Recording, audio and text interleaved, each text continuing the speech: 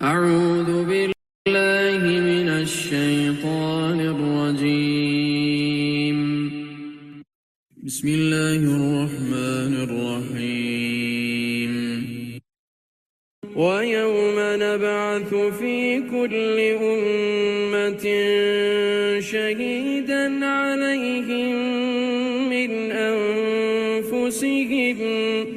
وجئنا بك شهيدا على هؤلاء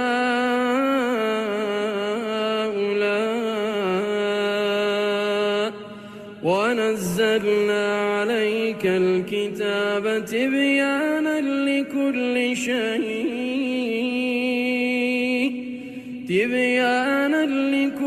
شيء وهدى ورحمة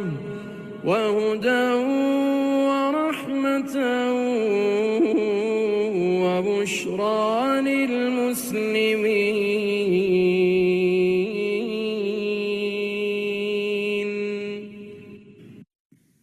اے محمد صلی اللہ علیہ وآلہ وسلم، انہیں اس دن سے خبردار کر دو جبکہ ہم ہر امت میں خود اسی کے اندر سے ایک گواہ اٹھا کھڑا کریں گے جو اس کے مقابلے میں شہادت دے گا، اور ان لوگوں کے مقابلے میں شہادت دینے کے لیے ہم تمہیں لائیں گے، اور یہ اسی شہادت کی تیاری ہے کہ ہم نے یہ کتاب تم پر نازل کر دی ہے جو ہر چیز کی صاف صاف وضاحت کرنے والی ہے، اور ہدایت و رحمت اور بشارت ہے ان لوگوں کے لیے جنہوں نے سر تسلیم خم کر دیا ہے۔ وَنَزَّلْنَا عَلَيْكَ الْكِتَابَ تِبْيَانًا لِكُلِّ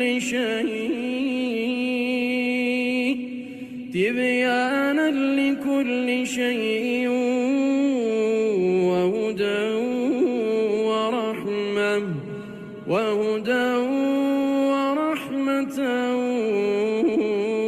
وَبُشْرَى لِلْمُسْلِمِينَ.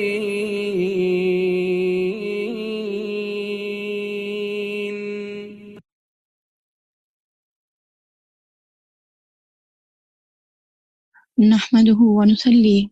ونسلم على رسوله الكريم. أما بعد، فأعوذ بالله السميع العليم من الشيطان الرجيم من همزه ونفخه ونفسه. بسم الله الرحمن الرحيم. رب اشرح لي صدري ويسر لي أمري واحلل عقدة من لساني يفقهوا قولي. اللهم إني نسألك علما نافعا وعملا متقبلا ورزقا طيبا. آمین ثم آمین. اپنی آج کی آیات کی طرف چلتے ہیں. سب سے پہلے تلاوت سنتے ہیں. اعوذ باللہ من الشیطان الرجیم. بسم اللہ الرحمن الرحیم. الف لام میم. غلبت الروم فی أدنى الأرض وهم من بعد غلبهم سيغلبون في بضع سنين لله الأمر من قبل ومن بعد ويومئذ يفرح المؤمنون بنصر الله ينصر من يشاء وهو العزيز الرحيم. وعد الله لا يخلف الله وعده ولكن أكثر الناس لا يعلمون ظاهرا من الحياة الدنيا وهم عن الآخرة هم غافلون. أولم يتفكروا في أنفسهم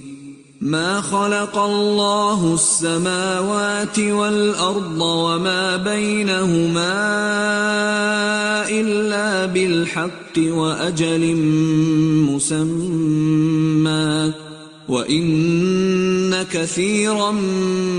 مِّنَ النَّاسِ بِلِقَاءِ رَبِّهِمْ لَكَافِرُونَ۔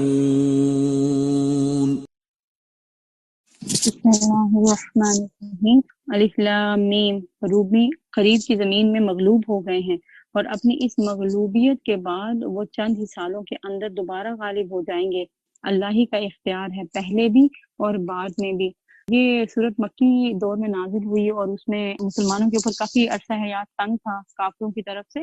تو اسی دوران میں جو رومی امپائر تھی، کیونکہ اس وقت دنیا میں دو بڑی سپر پاور تھی، پرشین اور رومی جو تھے وہ عیسائی تھے اور پرشین جو تھے وہ آتش پرست تھے۔ تو آگ کی پوجا کرنے والے جو تھے انہوں نے عیسائیوں کو شکست دے دی۔ تو اس کے نتیجے میں کیا ہوا کہ اہل مکہ نے مسلمانوں پر ٹونٹ کرنا شروع کر دیا کہ دیکھا جس طرح ہمارے آتش پرست بھائیوں نے تمہارے اہل کتاب بھائیوں کو شکست دی ہے، تو اسی طرح ہم بھی جو ہے وہ تمہیں شکست دیں گے اور تمہیں پیش کر رکھ دیں گے۔ تو اللہ تعالیٰ نے فرمایا کہ اللہ تعالیٰ نے یہاں پر پریڈکشن کی کہ آج تو ان کو یہ مغلوبیت حاصل ہے، لیکن تھوڑے ہی عرصے میں یہ دوبارہ جو ہے وہ غالب آ جائیں گے، اور یہ اگر ہوا ہے تو اللہ ہی کے حکم سے ہوا ہے، اور بعد میں بھی اگر ان کو فتح ہوگی تو اللہ ہی کے حکم پر ہوگی۔ اور وہ دن ہوگا جبکہ اللہ کی بخشی ہوئی فتح پر مسلمان جو ہے وہ خوشیاں منائیں گے۔ یعنی مسلمانوں کو بھی ایک جو ہے امید دلا دی گئی کہ تمہارے لیے بھی ایک فتح و کامیابی کا دن جو ہے وہ آ رہا ہے۔ اللہ نصرت عطا فرماتا ہے جسے چاہتا ہے، اور وہ زبردست اور رحیم ہے۔ یہ وعدہ اللہ نے کیا ہے، یعنی کہ یہ جو مسلمانوں کی فتح کا اور اس کے ساتھ ساتھ رومیوں کی فتح کا، اور اللہ کبھی اپنے وعدے کی خلاف ورزی نہیں کرتا، مگر اکثر لوگ جو ہے وہ جانتے نہیں ہیں۔ اور مسلمانوں نے اس کے اوپر یقین کیا، اور یہ وہی دن تھا جس دن مسلمانوں کو غزوہ بدر میں فتح ہوئی ہے۔ تو اسی دن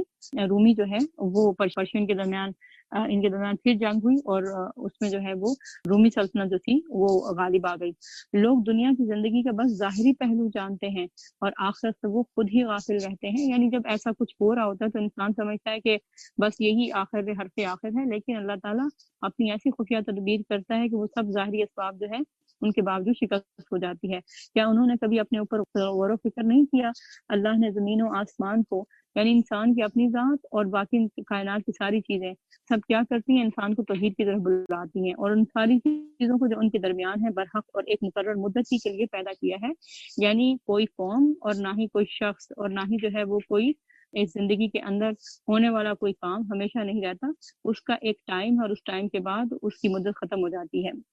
مگر بہت سے لوگ جو ہیں وہ اپنے رب کی ملاقات کے منکر ہیں، یعنی سب کچھ جو ہے وہ اللہ نے پیدا کیا ہے، مگر اس کے باوجود جو ہے لوگ اللہ تعالیٰ ہی کو نہیں پہچانتے۔ کیا یہ لوگ کبھی زمین میں چلے پھرے نہیں ہیں کہ انہیں ان لوگوں کا انجام نظر آتا جو ان سے پہلے ہو گزرے ہیں؟ یعنی جو ان سے پہلے کی بستیاں گزر چکی ہیں، لوگ گزر چکے ہیں، وہ ان سے زیادہ طاقت رکھتے اور انہوں نے زمین کو خوب ادھیڑا۔ آپ دیکھیں کہ جو بھی کام کرنے ہوتے ہیں دنیا کے اندر، چاہے کوئی انڈسٹری لگانی ہو یا زراعت کا کام کرنا ہو،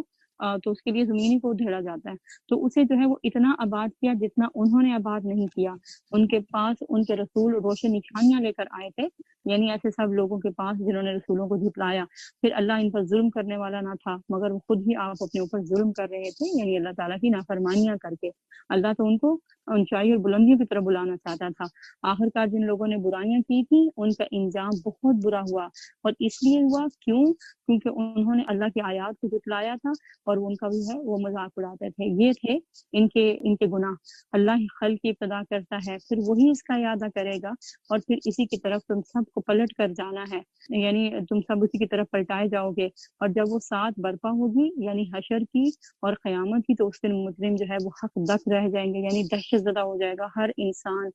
اور قبروں سے جب نکلیں گے تو اس طرح سے جیسے مخبوط الحواس ہوتے ہیں، یعنی پاگل ہوتے ہیں، خاص طور پر وہ جو کہ گناہ گار ہوں گے۔ اور پھر اس کے بعد فرمایا کہ اور ان کے ٹھہرائے ہوئے شریکوں میں سے کوئی ان کا جو ہے وہ سفارشی نہ ہوگا، اور وہ اپنے شریکوں کے منکر ہو جائیں گے، یعنی جن کو آج دنیا میں پکارتے ہیں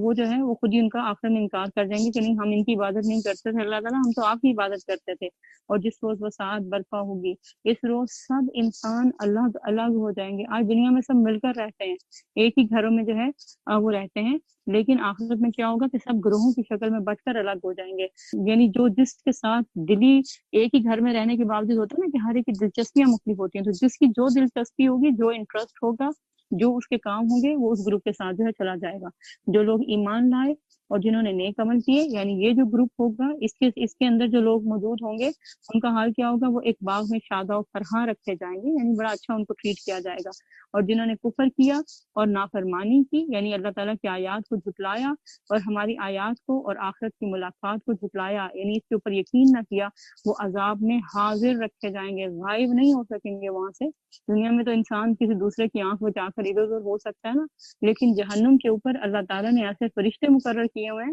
کہ جو ان کو وہاں سے نکلنے نہ دیں گے۔ بس تسبیح کرو اللہ کی جب کہ تم شام کرتے ہو اور جب کہ تم صبح کرتے ہو، آسمانوں اور زمین میں اسی کے لیے حمد ہے، اور تسبیح کرو اس کی تیسرے پہر جب کہ تم پر ظہر کا وقت آتا ہے۔ ان صورتوں کے اندر اللہ تعالیٰ کی تسبیح کی طرف بھی جو ہے وہ خاص طور پر توجہ دلائی جا رہی ہوگی کہ آپ جو ہے تسبیح کو اپنی زبان کے اوپر جو ہے وہ ہر وقت جاری رکھیں، اور اس میں کچھ زیادہ محنت نہیں پڑتی، اور آپ کو معلوم ہے نا کہ صرف ایک سبحان اللہ کہنے سے اور الحمدللہ کہنے سے کیسے میزان بھر جاتا ہے، زمین و آسمان سے بھر جاتا ہے، سبحان اللہ۔ تو ان کلمات کو بیچ بیچ میں جو ہے وہ آپ ضرور کہتے رہا کریں۔ بے شک قرآن سن رہے ہیں، بعد میں جو ہے وہ کوئی آیات ایسی آتی ہیں تو اللہ تعالیٰ کا ذکر ساتھ ساتھ جو ہے جاری رہنا چاہیے۔ تو اللہ تعالیٰ فرماتے ہیں وہی اللہ ہے جو زندوں میں سے مردے کو نکالتا ہے اور مردے میں سے زندہ کو نکال لاتا ہے، یعنی یہ زمین پہ کوئی اور مخلوق یہ کام نہیں کر سکتی۔ وہ زمین میں اس کی موت کے بعد زندگی بخشتا ہے زمین کو، اور اسی طرح تم لوگ بھی حالت موت سے نکالے جاؤ گے، یعنی اسی طرح تمہیں بھی جو ہے زندگی دی جائے گی دوبارہ۔ اور اس کی نشانیوں میں سے یہ ہے کہ اس نے تم کو مٹی سے پیدا کیا، پھر یکایک تم بشر ہو کر زمین میں پھیلتے چلے جا رہے ہو۔ کیسے ایک آدم اور ایک حوا سے اتنی اولاد جو کہ آج جو ہے وہ بلین کی شکل میں ہے۔ آپ دیکھیں ایک ہی گھر میں ایک ماں باپ ہوتے ہیں اور کتنے بچے ہوتے ہیں، تو یہ اللہ کی خاص نشانی ہے نا۔ اور اس کی نشانیوں میں سے یہ ہے کہ اس نے تمہارے لیے تمہاری جن سے اس نے تمہاری بیویاں بنائی تاکہ تم ان کے پاس سکون حاصل کرو، یعنی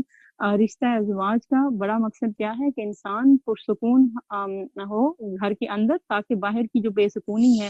یا ٹینشن ہے یا پریشانیاں ہیں اس کا مقابلہ کر سکے۔ لیکن اگر گھر میں بھی ٹینشن اور باہر بھی ٹینشن ہے تو انسان کی ساری پروڈکٹیوٹی جو ہے وہ زیرو ہو جاتی ہے۔ اور تمہارے درمیان محبت اور رحمت رکھتی کہ کیسے اجنبی ہوتے ہیں اور پھر کیسے ان کے درمیان محبت آتی ہے، اور ایک دوسرے کی پھر وہ کیئر کرتے ہیں اور ایک دوسرے کی جو ضرورتیں ہیں ان کا احساس کرتے ہیں۔ یقیناً اس میں بہت سی نشانیاں ہیں ان لوگوں کے لیے جو غور و فکر کرتے ہیں کہ جب آپ میرڈ نہیں ہوتے اس وقت جو بہن بھائیوں کے ساتھ جو آپ کا تعلق ہوتا ہے، اور جب میرڈ ہو جاتے ہیں تو یہ تعلق اس سے بھی بڑھ جاتا ہے اور اس سے بھی جو ہے وہ آگے نکل جاتا ہے۔ تو یہ اللہ کی خاص نشانی ہے۔ اور اس کی نشانیوں میں سے آسمان اور زمین کی پیدائش اور تمہاری زبانوں، یہ بھی اللہ کی خاص نشانیوں میں سے ہے کہ انسان کی زبانیں جو ہیں، دیکھیں کتنی زبانیں ہیں، شکلیں سب کی جو ہے وہ انسانوں ہی جیسی ہیں، لیکن جب وہ منہ کھولتے ہیں تو کون کون سی زبان بولتے ہیں کہ دوسرا انسان سمجھ ہی نہ پائے۔ اور تمہارے رنگوں کا اختلاف، کوئی ریڈ کلر کا ہے، کوئی وائٹ کلر کا، کوئی بلیک کا، کوئی سانولا، یہ بھی اللہ تعالیٰ کی جو ہے خاص قدرت ہے۔ اور یقیناً اس میں بہت سی نشانیاں ہیں دانش مند لوگوں کے لیے۔ کیا نشانی ہے کہ وہ اللہ جو اتنا زبردست کنٹراسٹ پیدا کر سکتا ہے، اس کے لیے کوئی بھی چیز اس کی قدرت سے باہر نہیں ہے۔ اور اس کی نشانیوں میں سے ہے تمہارا رات اور دن کا سونا، اور تمہارا اس کے فضل کو تلاش کرنا، یعنی دن کے اندر محنت مزدوری کرنا۔ یقیناً اس میں بہت سی نشانیاں ہیں ان لوگوں کے لیے جو غور سے کیا کرتے ہیں، بات کو سنتے ہیں۔ کس کی؟ اللہ تعالیٰ کی۔ یعنی دنیا کے لوگوں کی باتیں، مفکرین کی اور دانشوروں کی تو وہ تو ہم سنتے ہی رہتے ہیں اور ان کو کوٹ بھی کرتے رہتے ہیں، لیکن اللہ تعالیٰ کی بات سے سبق کون سیکھتا ہے؟ قرآن سے کون جو ہے وہ اپنے لیے عمل کے موتی چنتا ہے؟ جو بات کو غور سے سنتا ہے۔ اور اس کی نشانیوں میں سے یہ ہے کہ وہ تمہیں بجلی کی چمک دکھاتا ہے، یعنی جب بادل آتے ہیں اور بجلی چمکتی ہے، خوف کے ساتھ بھی اور طمع کے ساتھ بھی کہ اس سے بارش ہوگی اور فصل اچھی ہوگی اور فضا صاف ہوگی اور بھی بہت سی امیدیں۔ اور آسمان سے پھر جو ہے وہ پانی برساتا ہے، اور پھر اس کے ذریعے سے زمین کو موت کے بعد جو ہے وہ دوبارہ زندگی بخشتا ہے۔ یقیناً اس میں بہت سی نشانیاں ہیں ان لوگوں کے لیے جو عقل سے کام لیتے ہیں، یعنی اپنی عقل کو استعمال کرتے ہیں، صرف اندھے گنگے بہن کر نہیں رہ جاتے۔ اور اس کی نشانیوں میں سے یہ ہے کہ آسمان و زمین اس کے حکم سے قائم ہیں، یعنی اگر اللہ تعالیٰ کا حکم ختم ہو جائے تو یہ آسمان زمین کے اوپر گر پڑے، اور جو ہی کہ اس نے تمہیں زمین سے پکارا بس ایک ہی پکار میں اچانک تم نکل آؤ گے۔ یعنی حشر جب برپا ہوگا تو سور کی ایک آواز کے ساتھ ہی سارے انسان اپنی قبروں سے باہر نکل آئیں گے، اور آسمان و زمین میں جو بھی ہیں اسی کے بندے ہیں، اور سب کے سب اسی کے تابع فرما بردار ہیں۔ یعنی سب کچھ جو ہے وہ اللہ ہی کی مخلوق ہے، اور وہی ہے جو تخلیق کی ابتدا کرتا ہے، پھر وہی اس کا اعادہ کرے گا، اور یہ اس کے لیے کوئی مشکل کام نہیں ہے، یعنی دوبارہ انسانوں کو پیدا کرنا، یعنی یہ سب اس کے لیے آسان تر ہے۔ آسمان و زمین میں اس کی صفت سب سے برتر ہے، یعنی اس کی صفات اور اس کے کمالات، اور وہ زبردست ہے اور وہ حکیم ہے۔ وہ تمہیں خود تمہاری اپنی ہی ذات سے ایک مثال دیتا ہے۔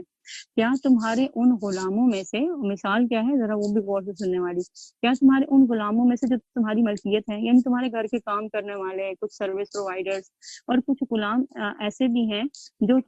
ہمارے دیے ہوئے مال و دولت میں تمہارے برابر کے شریک ہو جائیں، تمہارے ساتھ برابر کے جو ہے وہ شریک ہوں، اور تم ان سے اسی طرح ڈرتے ہو جس طرح آپس میں ایک دوسرے سے جو ہے وہ ڈرتے ہو، آپس میں ایک دوسرے سے ڈرتے ہو، اسی طرح ہم آیات کو کھول کھول کر پیش کرتے ہیں۔ یعنی یہ باتیں کھول کھول کر کیوں بیان کی جا رہی ہوتی ہیں؟ تاکہ ان لوگوں کے لیے جو عقل سے کام لیتے ہیں، گویا اللہ اور مخلوق کے درمیان جو فرق ہے وہ یہی ہے کہ اللہ تعالیٰ اپنی خدائی میں اور اپنی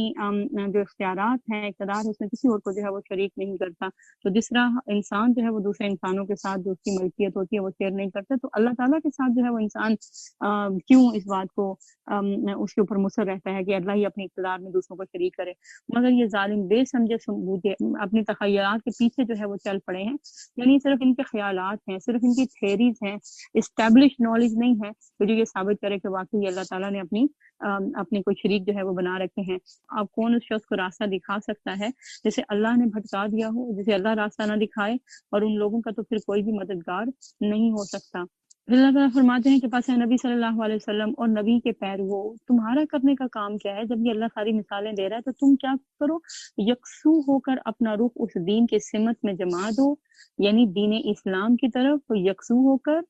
اور قائم ہو جاؤ اس فطرت پر جس پر اللہ تعالیٰ نے انسانوں کو پیدا کیا ہے۔ فطرت کون سی ہے انسان کی؟ یعنی اللہ کو ایک ماننا اور رب کی تلاش کرنا، اور اپنے سے اوپر کسی بڑے کا کہا ماننا اور اس کے روب میں رہنا، یہ انسان کی فطرت کے اندر ہے، اور اللہ کی بنائی ہوئی ساخت بدلی نہیں جا سکتی۔ یہی بالکل جو ہے وہ راست اور درست دین ہے،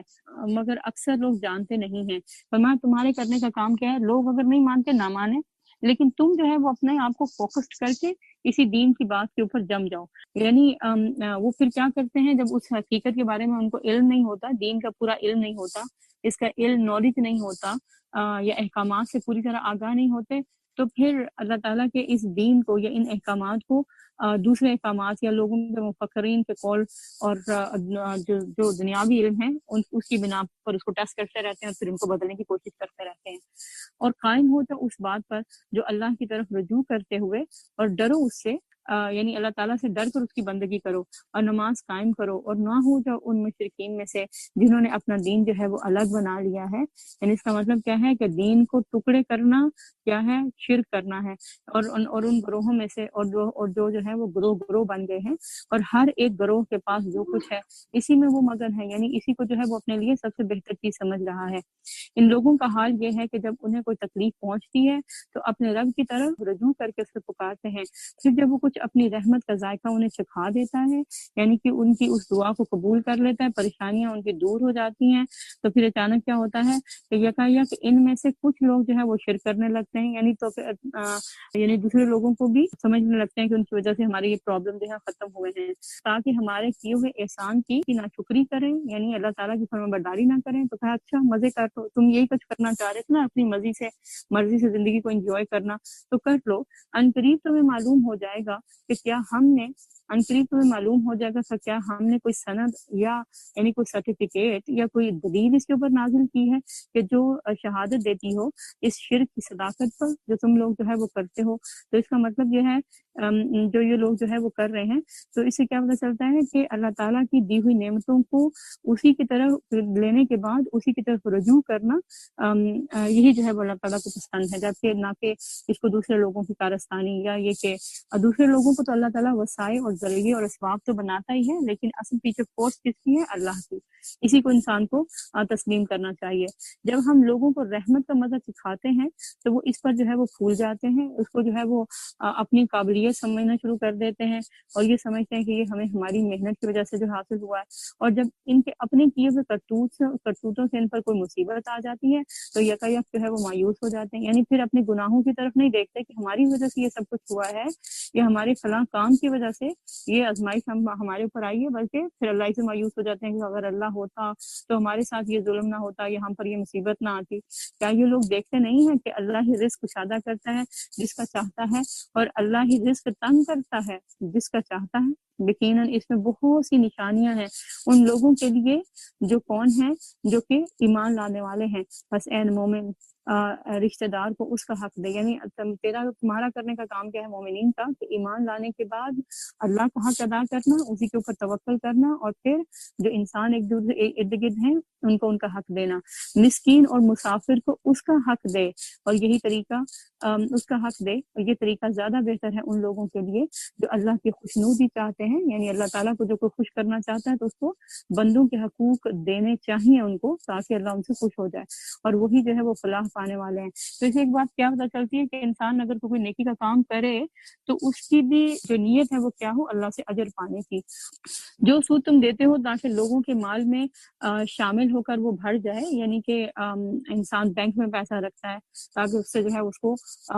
مزید جو ہے وہ زیادہ انکم اس کو ملے، تو اللہ تعالیٰ کیا کہتے ہیں، اللہ کے نزدیک وہ نہیں بڑھتا۔ ہو سکتا ہے چند سو چند ہزار کا اس میں اضافہ ہو جائے، لیکن وہ کسی ایسی جگہ پر لگ کر رہتا ہے کہ انسان کو ڈبل جو ہے وہ دینا پڑ جاتا ہے۔ اور جو زکوٰۃ تم اللہ کی خوشنودی حاصل کرنے کے لیے دیتے ہو، یعنی مال میں سے کچھ حصہ نکالتے ہو اور تمہیں لگتا ہے یہ کم ہو رہا ہے، تو دراصل کیا ہے، اسی کے جو ہے وہ دینے والے در حقیقت اپنے مال کو بڑھاتے ہیں، یعنی اس سے جو ہے وہ فائدہ انہیں کو حاصل ہوتا ہے۔ پھر اللہ تعالیٰ فرماتے ہیں اللہ ہی ہے جس نے تم کو پیدا کیا، پھر تمہیں رزق دیا، پھر وہ تمہیں موت دیتا ہے، پھر وہ تمہیں زندہ کرے گا۔ کیا تمہارے ٹھہرائے ہوئے شریکوں میں کوئی ایسا ہے جو ان میں سے کوئی کام بھی کرتا ہو؟ پاک ہے وہ اور بہت ہی بالا و برتر ہے اس شرک سے جو یہ لوگ کر رہے ہیں۔ تو دراصل یہ ساری باتیں کرنے کا مقصد کیا ہے؟ اوپر جو ہے وہ سود کی بات ہوئی، اللہ کی فرما برداری کی بات ہوئی، کہ یہ ساری جو کائنات کی نشانیاں ہیں، یہ سب کی بھی جو ہے وہ اللہ کے حکم ہی کتاب فرمان ہو کر تمہارے لیے تسخیر ہیں، یا یہ کہ تمہاری فرما برداری کر رہی ہیں، تو تمہارا کام کیا ہے کہ تم بھی اللہ ہی کی بات مانو جس نے یہ سب کچھ تمہیں دیا ہے۔ خشکی اور تری میں فساد برپا ہو گیا ہے، اس وجہ سے لوگوں کے اپنے ہاتھوں کی کمائی کی وجہ سے۔ کیونکہ جو آج بھی دنیا کے اندر آپ دیکھیں جتنی بھی پولوشن ہے، جو بھی جو ہے وہ کام ہے، تو اس کی وجہ کیا ہے؟ اللہ تعالیٰ کہتے ہیں یہ انسانوں کے اپنے ہی ہاتھوں کی کمائی ہے، اور اللہ تعالیٰ پھر ان کے نتائج سامنے لاتا ہے تاکہ وہ ان کا جو ہے وہ مزہ چکھائے ان کو ان کے بعض اعمال کا۔ یعنی ضروری کیا ہوتا ہے کہ انسان ان چیزوں کو اپنے سامنے دیکھ لے کہ کیسے کیسے جو ہے وہ تباہیاں آتی ہیں، تاکہ اس کے بعد جو ہے وہ باز آ جائیں، یعنی دوبارہ جو ہے وہ انسانیت کو پرابلم میں ڈالنے سے باز آ جائیں اور ایسی حرکتیں جو ہے وہ نہ کریں۔ اے نبی صلی اللہ علیہ وسلم ان سے کہو زمین میں چل پھر کر دیکھ لو پہلے گزرے ہوئے لوگوں کا کیا انجام ہوا، یعنی جب انہوں نے ایسی حرکتیں کی تو وہ بھی اپنے اعمال ہی کے ہاتھوں اپنے اوپر جو ان کے اوپر جو ہے وہ ان کا انجام ہوا اس میں گرفتار ہوئے، اور اس میں سے اکثر لوگ جو ہے وہ مشرک ہی تھے۔ بس نبی صلی اللہ علیہ وسلم اپنا رخ مضبوطی کے ساتھ اس دین راست پر جما دو، اس دین راست کی سمت میں، قبل اس کے کہ وہ دن آئے جس کے ٹل جانے کی کوئی صورت جو ہے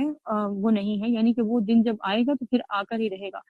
اس کے ٹل جانے کی کوئی صورت اللہ کی طرف سے نہیں ہے۔ اس دن لوگ پھٹ کر ایک دوسرے سے الگ ہو جائیں گے، یعنی جو جس قسم کے انٹرسٹ رکھتا ہوگا وہ اسی گروہ کے ساتھ جا شامل ہوگا، اور جس نے کفر کیا ہے اس کے کفر کا وبال اسی کے اوپر ہے، یعنی دوسروں کو وہ انسان نقصان نہیں دے گا۔ تو دراصل انسان جب گناہ کرتا ہے تو اپنی ذات ہی کو سب سے زیادہ نقصان دیتا ہے، اور جن لوگوں نے نیک عمل کیا ہے، یعنی اپنے اعمال جنہوں نے اچھے رکھے اور لوگوں کے زیر اثر اپنے آپ کو برا نہیں کیا، تو وہ اپنے ہی لیے فلاح کا راستہ صاف کر رہے ہیں، تاکہ اللہ ایمان لانے والے اور عمل صالح کرنے والے لوگوں کو کیا دے، کرنے والوں کو اپنے فضل سے جزا دے۔ یقیناً وہ کافروں کو پسند نہیں کرتا۔ اس کی نشانیوں میں سے یہ ہے کہ وہ ہوائیں بھیجتا ہے بشارت دینے کے لیے، یعنی جب ہوائیں چلتی ہیں تو پھر آپ آج کل تو ویسے بھی بڑی تیز ہوائیں چلنا شروع ہو جاتی ہیں اچانک، تو جب یہ ہوائیں چلتی ہیں تو ان کو دیکھ کر سوچا کریں یہ اللہ کی خاص نشانی ہے، اللہ تعالیٰ بتا رہے ہیں یہ میری نشانیاں ہیں، اور یہ اس کی رحمت سے بہرہ مند ہو کر بہرہ مند کرنے کے لیے، یعنی اللہ تعالیٰ کیوں ان کو بھیجتا ہے؟ تاکہ انسانوں کو اس کی رحمت سے بہرہ مند کیا جائے، یعنی یہ بادل بھی اٹھا کر لاتی ہیں تاکہ بارش ہو، اور اس غرض کے لیے کہ کشتیاں اس میں چلیں، کیونکہ کہ ظاہر ہے جب بارش ہوگی، پانی زیادہ ہوگا تو ہی کشتیاں چلیں گی، اور ہوا بادبانی کشتی تو خاص طور پر صرف ہوائی کے زور پر چلتی ہے۔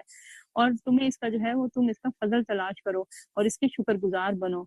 ہم نے تم سے پہلے بھی رسولوں کو ان کی قوم کی طرف بھیجا اور وہ اس کے ان کے پاس روشن نشانیاں لے کر آئے، پھر جنہوں نے جرم کیا یعنی اللہ تعالیٰ کی نافرمانیاں کی، ان کو مان کر نہ دیا، تو پھر ہم نے جو ہے ان سے ہم نے انتقام لیا، اور ہم پر یہ حق تھا کہ ہم مومنوں کی مدد کریں، یعنی ظالموں کو مومنوں کے مقابلے میں پکڑیں۔ اور وہی اللہ ہے جو ہواؤں کو بھیجتا ہے اور وہ بادل اٹھاتی ہیں، پھر وہ ان بادلوں کو آسمان میں پھیلاتا ہے جس طرح چاہتا ہے، اور انہیں ٹکڑیوں میں تقسیم کرتا ہے، یعنی کبھی چھوٹے ٹکڑے ہوتے ہیں بادلوں کے اور کبھی بڑے، اور تو دیکھتا ہے کہ بارش کے قطرے بادلوں میں سے ٹپکے چلے آتے ہیں، یعنی جب یہ اکٹھے ہو کر بادل یا ٹکڑوں میں تقسیم ہو کر اللہ کے حکم پر پھر کیا کرتے ہیں، بارش برساتے ہیں، اور پھر جب یہ بارش اس زمین سے جس پر اپنے بندوں میں سے جس پر چاہتا ہے اسے برساتا ہے تو یکا یک وہ خوش و خرم ہو جاتے ہیں، یعنی ان کو ان سے امید بنتی ہے کہ ان سے ان کو جو ہے وہ مزید رزق حاصل ہوگا، حالانکہ اس کے نزول سے پہلے وہ مایوس ہو رہے تھے۔ دیکھو اللہ کی رحمت کے اثرات، یعنی اللہ تعالیٰ کے اوپر اگر انسان یقین رکھے تو جلد یا بدیر اس کی وہ پرابلم جو ہے وہ سارٹ آؤٹ ہو جاتی ہے، وہ حل ہو جاتی ہے۔ اللہ کی رحمت کے اثرات دیکھو کہ مردہ پڑی ہوئی زمین کو کس طرح اس نے جلا اٹھایا، یعنی وہ جلا اٹھاتا ہے، یقیناً وہ مردوں کو بھی زندگی بخشنے والا ہے۔ اسی طرح جیسے زمین جو ہے وہ بنجر و ویران ہوتی ہے اور اس کے اوپر سبزہ اور گراس جو ہے وہ لہلہانے لگتی ہے، پھول پتے آنے لگتے ہیں، تو اسی طرح انسانیت جو ہوگی، یہ بھی کہا نا کہ انسان جب قبروں سے نکالے جائیں گے تو ایک جو ہے وہ بارش ہوگی اور اس کے قطرے جو ہے وہ ہر ایک پر پڑیں گے تو انسان جو ہے وہ دوبارہ زندہ ہو کر کھڑے ہو جائیں گے، اور وہ ہر چیز پر قادر ہے۔ اور اگر ہم ایک ایسی ہوا بھیج دیں جس کے اثر سے وہ اپنی کھیتی کو زرد پائیں، یعنی کہ کوئی ایسی سرد ہوا ہو جس سے سب پھول پتے گر جائیں تو وہ کفر کرتے رہ جاتے ہیں۔ اے نبی صلی اللہ علیہ وسلم، تم مردوں کو نہیں سنا سکتے، نہ ہی ان بہروں کو سنا سکتے ہو۔ یہ خاص طور پر یہاں پر مردوں اور بہروں کی بات کی گئی ہے، اور پیچھے اس بات کی بات کی گئی ہے کہ جب انسان کے اوپر کوئی آزمائش آتی ہے اللہ تعالیٰ اسے رزق واپس لے لیتا ہے تو وہ کفر کرنے لگتا ہے، یعنی مایوس ہو جاتا ہے، دعائیں نہیں کرتا، استغفار نہیں کرتا، بلکہ مایوسی میں جو ہے وہ اللہ ہی کا انکار کر بیٹھتا ہے۔ تو فرمایا تم مردوں کو نہیں، بہروں کو نہیں سنا سکتے جب پیٹ پھیرے چلے جا رہے ہوں، اور نہ ہی تم جو ہے اندھوں کو ان کی گمراہی سے نکال کر ان کو صحیح راستہ جو ہے وہ دکھا سکتے ہو۔ تم تو صرف انہی لوگوں کو سنا سکتے ہو جو ہماری آیات پر ایمان لاتے ہیں، یعنی اس کے اوپر یقین رکھتے ہیں اور پھر سر تسلیم جو ہے وہ خم کر دیتے ہیں۔ جو فرما برداری اختیار کرنا چاہتے ہیں تو کتاب انہی کو ہدایت دیتی ہے۔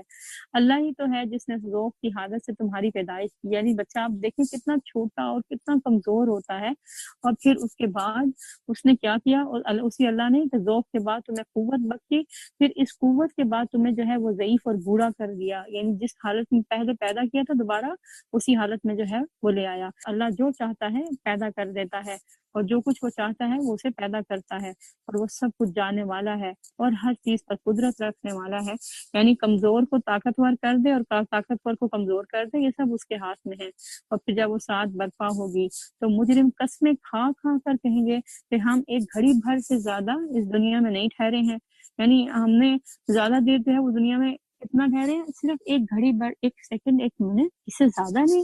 اسی طرح وہ دنیا کی زندگی میں جو ہے وہ دھوکہ کھایا کرتے تھے، یعنی سمجھتے تھے کہ یہ دنیا میں زندگی بڑی لمبی ہے، جو چاہیں اس میں کریں، مگر وہ لوگ جو علم اور ایمان سے بہرہ مند کیے گئے تھے، یعنی جن کو یہ دونوں چیزیں حاصل تھیں، نمبر ایک اللہ کے اوپر ایمان، یقین، توکل، اور دوسرا کتاب کا علم۔ دنیاوی علم بعض اوقات ہوتا بھی ہے نا اگر انسان کے پاس، تو وہ اس کو حق کی طرف رہنمائی نہیں کرتا، لیکن دنیا کے ساتھ ساتھ اگر دین کا علم ہے تو وہ کیا کہیں گے، وہ کہیں گے کہ خدا کے نوشتے میں تو تم روز محشر تک پڑے رہے ہو، یعنی بڑی 60-70 سالوں کی تمہاری جو ہے وہ زندگیاں رہی ہیں، اور اسی طرح کئی سالوں کی زندگی تمہاری برزخ کی زندگی میں بھی رہی ہے، تو یہ وہی روز محشر ہے، لیکن جسے تم جانتے نہ تھے، یعنی جس کا انکار کرتے تھے۔ بس یہ وہ دن ہوگا جس میں ظالموں کو ان کی معذرت کوئی جو ہے وہ نفع نہ دے گی، یعنی دنیا میں اگر کوئی اپنی گناہوں کی معافی مانگنا چاہتا ہے اللہ تعالیٰ سے اور استغفار کرتا ہے تو اس کو تو فائدہ ہو جائے گا، لیکن اگر آخرت میں ریئلائز کر کے معذرت کرے گا، سوری ایکسکیوز کرے گا، تو اس کا کوئی فائدہ نہیں، اور نہ ہی ان سے معافی مانگنے کے لیے کہا ہی جائے گا، ان سے کہا جائے گا آؤ آج آ کے جو ہے وہ اپنے گناہوں کی معافی مانگ لو، کیونکہ اس دن جو ہے وہ مہلت عمل ختم کر دی گئی ہوگی۔ ہم نے اس قرآن میں لوگوں کو طرح طرح سے سمجھایا، ڈائریکٹ بھی انڈائریکٹ بھی، مثالیں دے کر بھی، قصے کہانیاں سنا کر بھی، مگر تم خواہ کوئی نشانی لے کر آؤ، یعنی کائنات کی نشانیاں بھی دے کر سمجھایا۔ جن لوگوں نے ماننے سے انکار کر دیا ہے وہ یہی کہیں گے کہ تم باطل پر ہو، یعنی کہ تم جھوٹ بول رہے ہو، تمہاری یہ باتیں جو ہیں یہ سچ نہیں ہیں۔ اللہ اس طرح ٹھپا لگا دیتا ہے ان لوگوں کے دلوں پر جو بے علم ہے۔ تو اس سے کیا پتہ چلتا ہے کہ اگر انسان چاہتا ہے کہ اپنے دل کو نرم کرے اور اس سے نیکی پھوٹے تو پھر اس کو علم حاصل کرنا چاہیے۔ علم ہی انسان کو صحیح اور غلط کی تمیز سکھاتا ہے، اور علم ہی انسان کو موٹیویٹ کرتا ہے کہ وہ اپنے رستوں کو مزید سیدھا کرے اور ان کو ٹیڑھا ہونے سے بچائے اور فوکس رہے۔ بس اے نبی صلی اللہ علیہ وسلم صبر کریں، یعنی آپ کیا نصیحت کی جا رہی ہے کہ ان کی حرکتوں پر دل برداشتہ نہ ہوں آپ، کہ آپ صبر کریں، یقیناً اللہ کا وعدہ سچا ہے، یعنی جو ان سے وعدہ کیا جا رہا ہے وہ بھی پورا ہوگا، اور جو آپ سے کیا جا رہا ہے وہ بھی پورا ہوگا، اور ہرگز ہلکا نہ پائیں تم کو وہ لوگ جو یقین نہیں رکھتے، یعنی کہ وہ یہ نہ دیکھیں کہ آپ جو ہیں وہ کنفیوز ہو گئے ہیں اور آپ جو ہیں ان کی وجہ سے دل برداشتہ ہو گئے ہیں۔ ہم چلتے ہیں سورۃ لقمان کی طرف۔ بسم اللہ الرحمن الرحیم الف لام میم تلك آیات الكتاب الحکیم هدى ورحمة للمحسنین الذين يقيمون الصلاة ويؤتون الزكاة وهم بالآخرة هم يوقنون أولئك على هدى من ربهم وأولئك هم المفلحون۔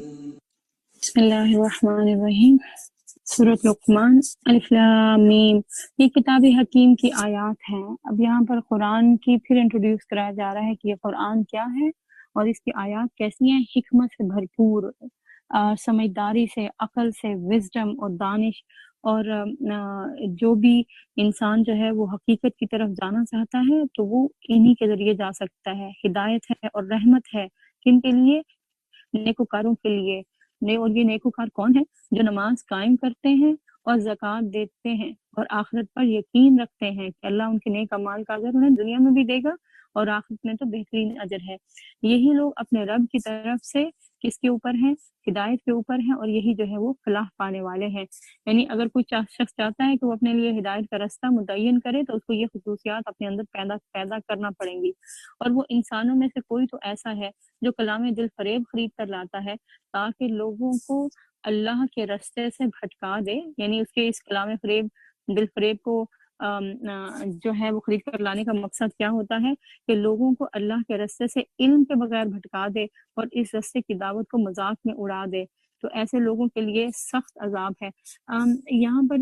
یہ جو لہو الحدیث کا لفظ بولا گیا ہے، لہو الحدیث ایسی چیز ہوتی ہے جس میں پڑھ کر انسان جو ہے وہ اپنے فرائض یا ذمہ داریاں جو ہیں وہ ان سے کوتاہی کرنے لگتا ہے، ان کی طرف سے غافل ہو جاتا ہے۔ مثلا نمازوں کے اندر کوتاہی ہو جاتی ہے، جو انسانوں کے حق حقوق ہوتے ہیں، کسی کو پوچھنے جانا تھا، کسی کی مدد کرنی تھی،